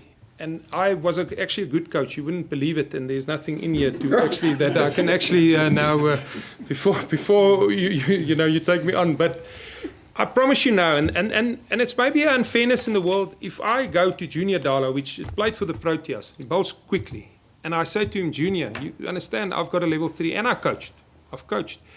Can I help you with your bowling? And Mr. Dale Steyn walks in there, which is a famous bowler. He's going to listen to Mr. Steyn. My CV will not continue. I think it's human nature when you're a sports person. You do look up if you've been there, and I got to be honest. I've seen players from us go to the Knights and work with Mr. Alan Donald, and they now bowl us out. I have no issue people being appointed because they've got experience, but this one, it's you. It's Smith, it's Boucher, all white people, because there's a turnaround that has to happen in cricket, and that turnaround can only happen with white people. Yeah, so I did rise to that optics. Now with me, sir, I at least had done one turnaround before this. So I would imagine I'll put myself down to somebody that's got experience in turnaround. And Mr. Nzani was also grilled at the portfolio committee. He was asked, why did they appoint me? And you must also remember, sir, I didn't appoint myself. I have no issues. You understand what I say? It's difficult for me to answer on behalf of a board. I'm standing here and I said to you, we got it wrong in terms of there were too many whites in a short period of time. The optics about it's bad. Emotional intelligence, we should have said back. When I was appointed, there wasn't an outcry. I looked at the media report. When Mr. Smith was appointed, it wasn't an outcry. When Mr. Boucher started appointed, it started turning. All right? And when he appointed further 2 consultants, which is fantastic cricketers, I can tell you now that if Jacques Callis walks into a change room, people won't be able to talk to him. That is how big a cricket figure he is. Why there was no outcry? You came in as an interim CEO. You're coming to act. I understand. For a limited period. But let me, can I finish, please, if I may, sir? So the consultants are also just part-time. They're also not there now as well. They're out. Mr. Smith, there was an interview panel done with him as well. So, and Mr. Moreau was very keen to appoint him. You can even see, he sent me a WhatsApp which he sent to me as well. So I am the first to agree with you. We got the optics wrong by having too many people in there. I'm the first to say that. But so we didn't appoint ourselves. Every single person was ratified or appointed by that board. So I was going to be interim, and you're probably right. That's probably why there wasn't an outcry to it as well. I think Mr. Smith, people were looking and hoping that he would turn this team around, because at the end of the day, your South Africans are fans. They want to see the team win. They don't want to even know us. Let me tell you now, a good administrator is like a referee. He's good when you don't know he's not there. I think your current acting CEO is doing a fantastic job, because he's not in the limelight. And I worked with him when he was a young CFO coming in. The unfortunate thing with this is we didn't appoint ourselves. It's a lesson to be learned. In South Africa, it's unacceptable. When I spoke to Mr. Bavuma's dad, I, for the first time, actually saw what we did wrong, what we got wrong, if you like. Also, he didn't play in that test. He came back. He plays now in more formats than he played than ever before, and he's captain. He himself has done better under Boucher than any other coach. So I cannot sit here and say that the appointment of so many whites in a short period of time wasn't an issue. I experienced it.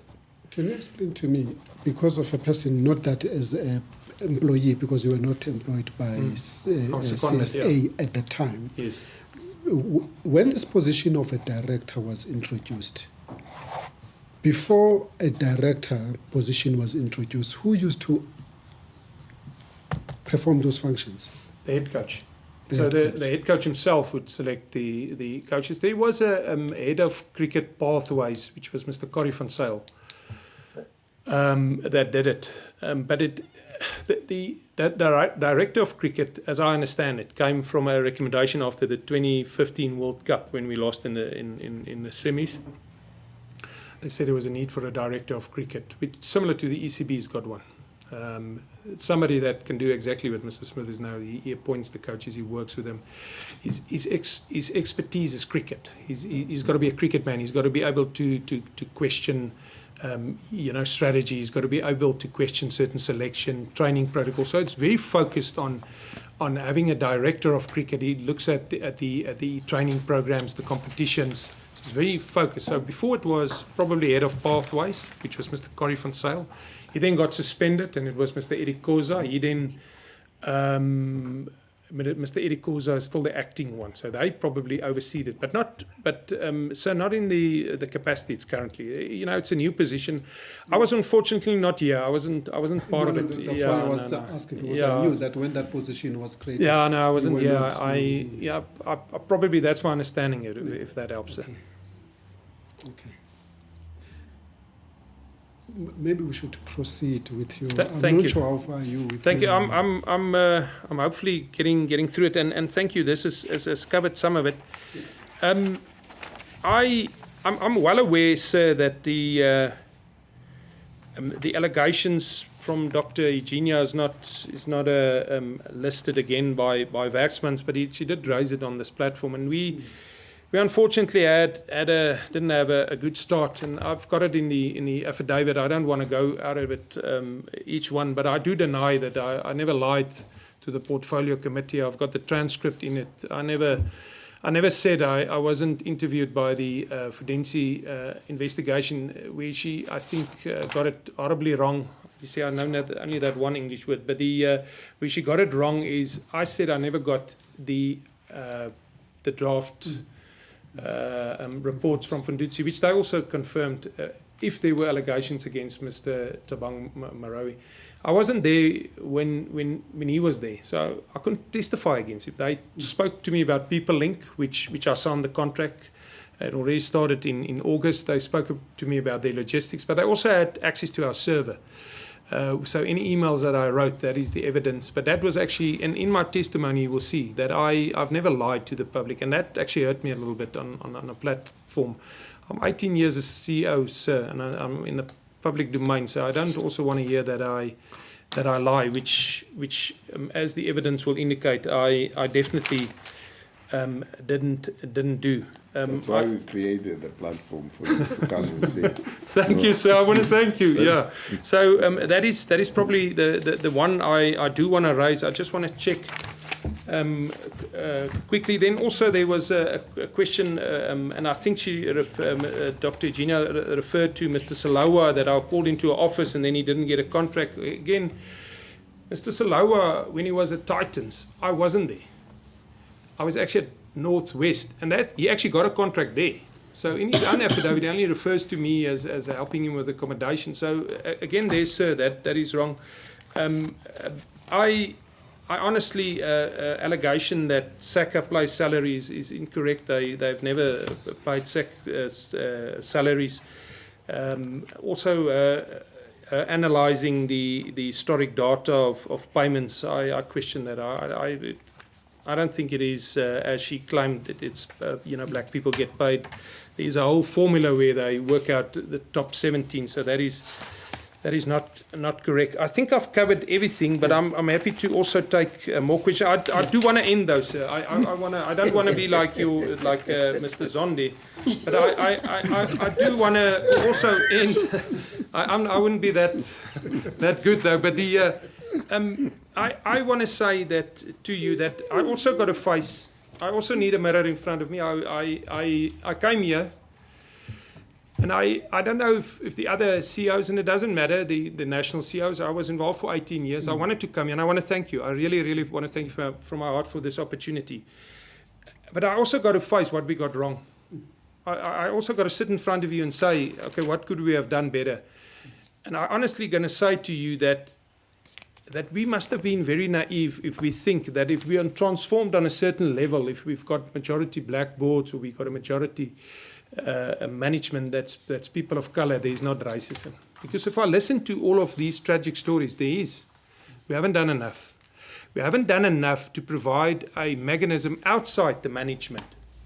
You know, for us to now say, but you know, they never came to me. There must have been reasons why they never came to us.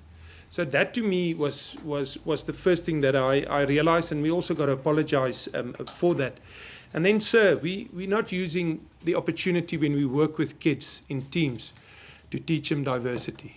If I was asked, and say, Faul, you can go back to 2003, you've had now the SJN. If there was a SJN time machine, and I could go back, I would go to every single coach and a team, and I would say to them, teach people about diversity.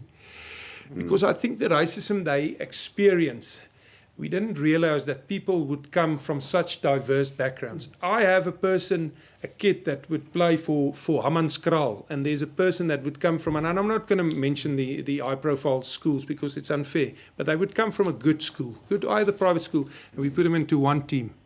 And you know, you can imagine the difficulty for these players. And I take you back to my story when they said, I've never had shoes, I've never slept on a bed, but we missed the opportunity. We, as administrators, missed the opportunity it should be compulsory that you do diversity training. So if you put 11 kids in a team and they don't know each other and they field and they take a wicket, they'll all cheer. They'll all hug each other. That is the power of sport. We've missed the opportunity, which I'm sorry for. And also, I am a man that was blessed to learn. We should do more.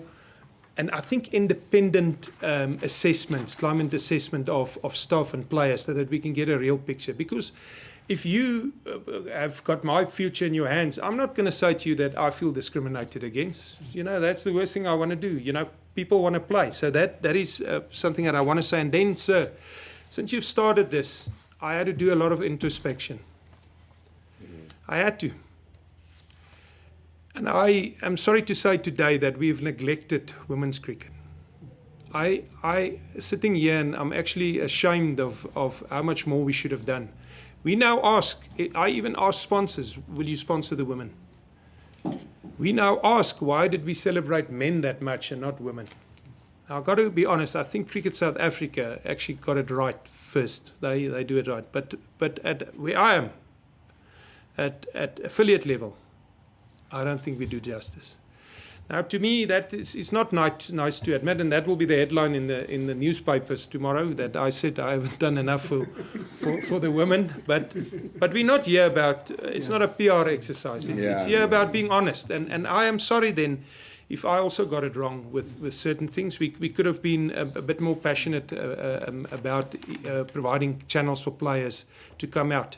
And hence, I even wrote to you, this is the good thing. We must not lose sight of the value that we get out of this. I got to tell you that at Titans, and Mr. Carswell also spoke through it. We sat in a room and we asked each other, what have we learned out of it? We had a breakaway this weekend. And we asked the club chairman and we said to them, come up. And they came up with, we should not label players. Why is a player called a player of colour? These are club chairmen. They said, guys, that's where you go wrong. You cannot label people. You can't be a player or a player of colour. That's wrong. And that we got to move away. And that's education, sir.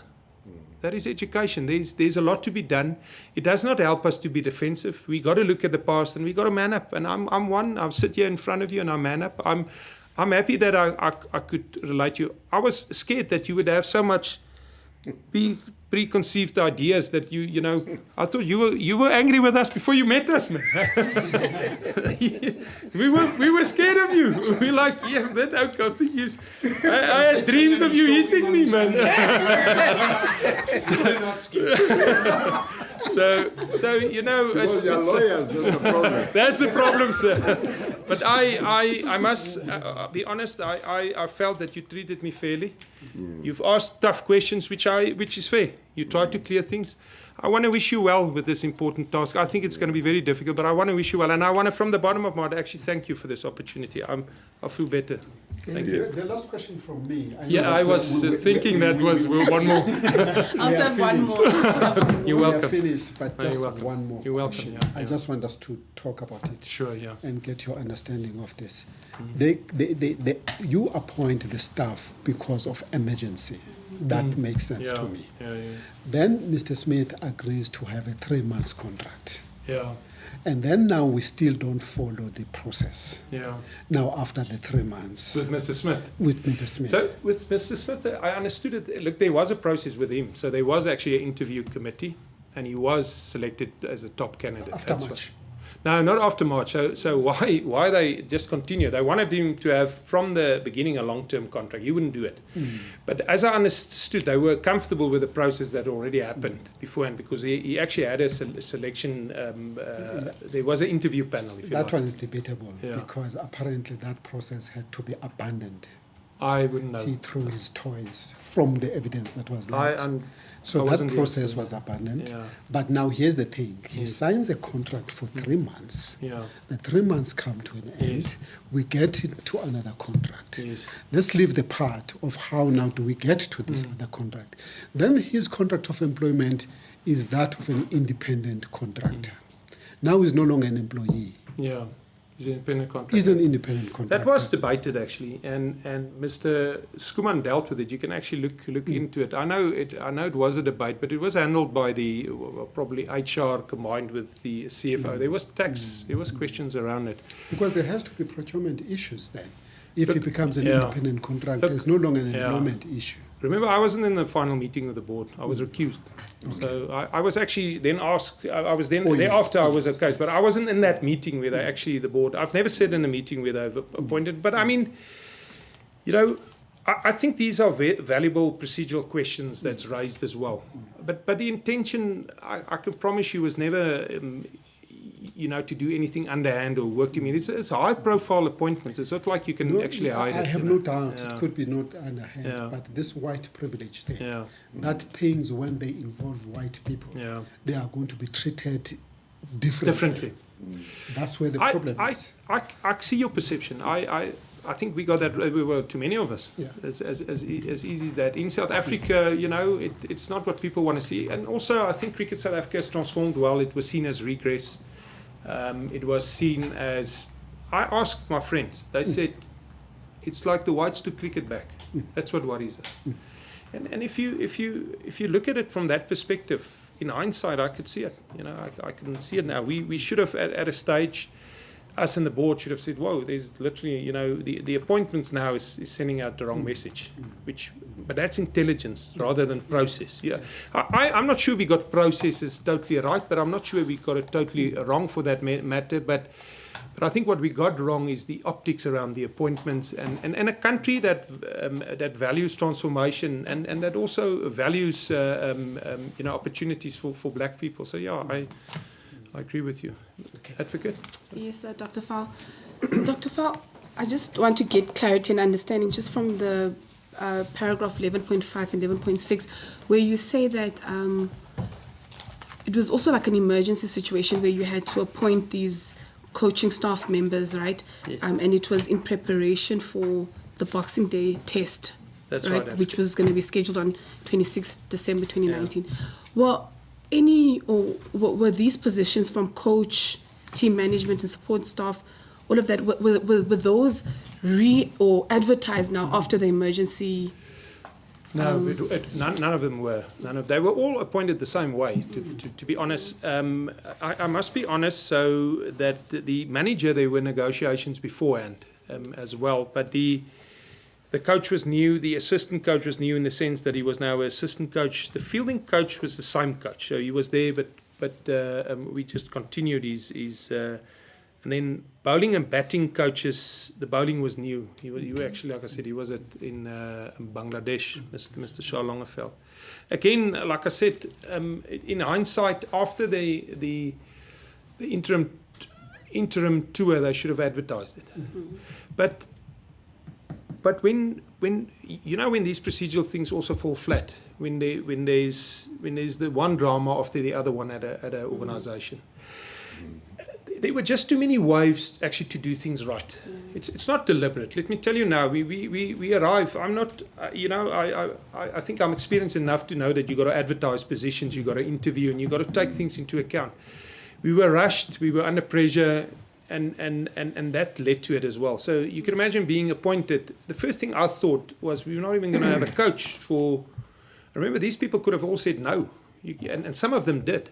So I think we got it wrong because a lot of it because Cricket South Africa was fighting so many battles and fires at the same stage. So in hindsight, if they should have advertised after the interim tour, they should have dealt with it. They should have dealt with it better. Once you got 19 days, you're in trouble. Then it's not going to work. So, but the lesson to be learned as well, maybe out of that, and that's my hope also. I'm not here to accept the allegations that I lie. I'm not here to sketch the picture that I did everything 100% or it cannot be done better. But I'm not a liar. Yes, because I do recall Mr. Paul Adams saying that he would have definitely applied for the position of head coach for Proteas had it been advertised, and I'm sure there are a number of other ex-players or former players. This also hurts them, the story. So Mr. Jeff Tuana works for me. I'm close to him. Let me tell you, it hurts to hear afterwards that you were actually the top candidate and you were never considered. It hurts. We got to, I don't know how you're going to, but I can tell you now, that's not what you want to hear as a coach. He's also a very successful coach. Won a lot of trophies, did well. He's a fantastic human being. So we all aspire to work at the highest office.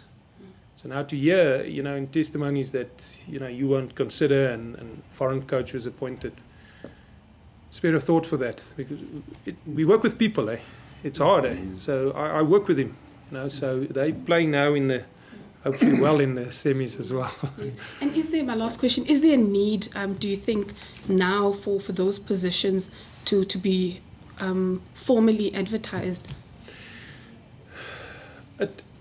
Well, you can probably do something after a World Cup, which is now, so I guess you've got to look at the contracts. I'm not even sure how far they go.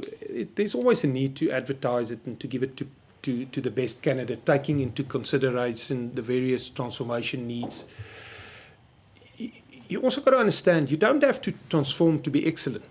Mandla Meshambi is my coach. I expect him to win every single trophy that there is. So excellence doesn't go with the color.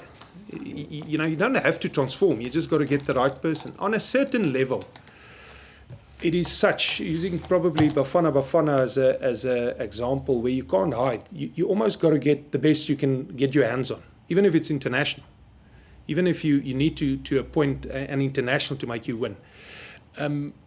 And that you see in international professional sport where they get the best. And soccer is a good example where they just get the best. So on a certain level, let me tell you now, you almost got to get just the best. That is, you'll do the whole system of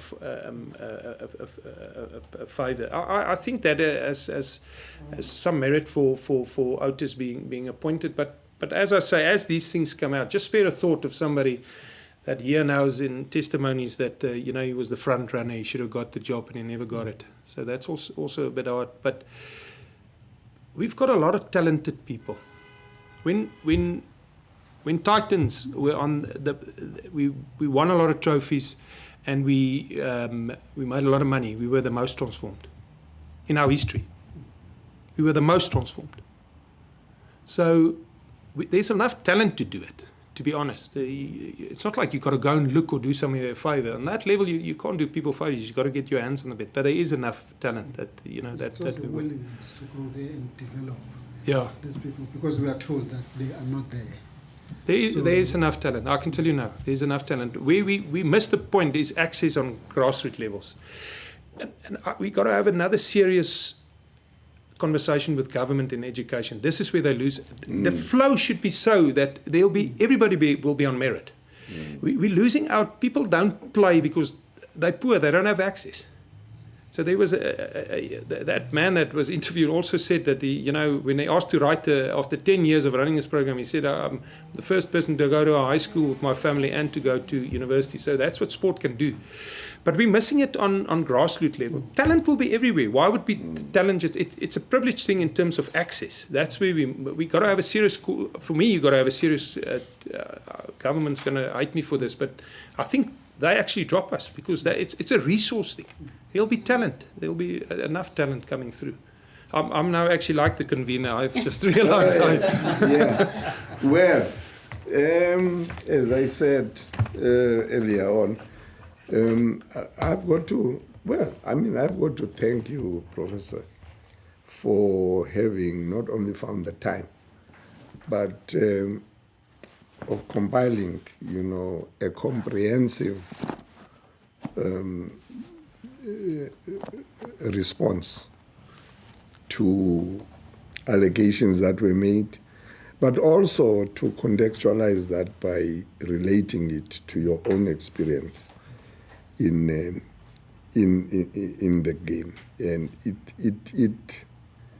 it warms my heart, I have to say, to get a person at your level saying, on reflection, we could have done better. Not very many people do that. There are diehard people who will say, no, on the next for Kiraduni, we never did anything wrong. So please, But yes, you have come here and you have taken tough positions to defend some of the decisions that you made. But for you to be able to say it could have been done better, I wish that also gives me a basis for me to be able to say, yes, things didn't go as they ought to have gone. But there is still hope because there's commitment. Some of the... And I think one of the reasons that Cricket South Africa felt there was a need for this project was because they discovered that 30 years after Union, 1991, we are now in 2021, that there is still a groundswell of opinion from those who regard themselves as victims and who see others as perpetrators. And that is why Cricket South Africa put into their terms of reference those kinds of words, which for my sins, about 25 years ago, I was involved in a process not unlike this one. That is why in some of my interviews I've called what you are doing as the TRC of cricket. Because you will remember that there was this effort that was made 25 years ago for South Africans to look at themselves, to look at what had gone on in the mandate period from 1960 to 1994, when there was a war between the old order and those who were wishing to usher in a new world order.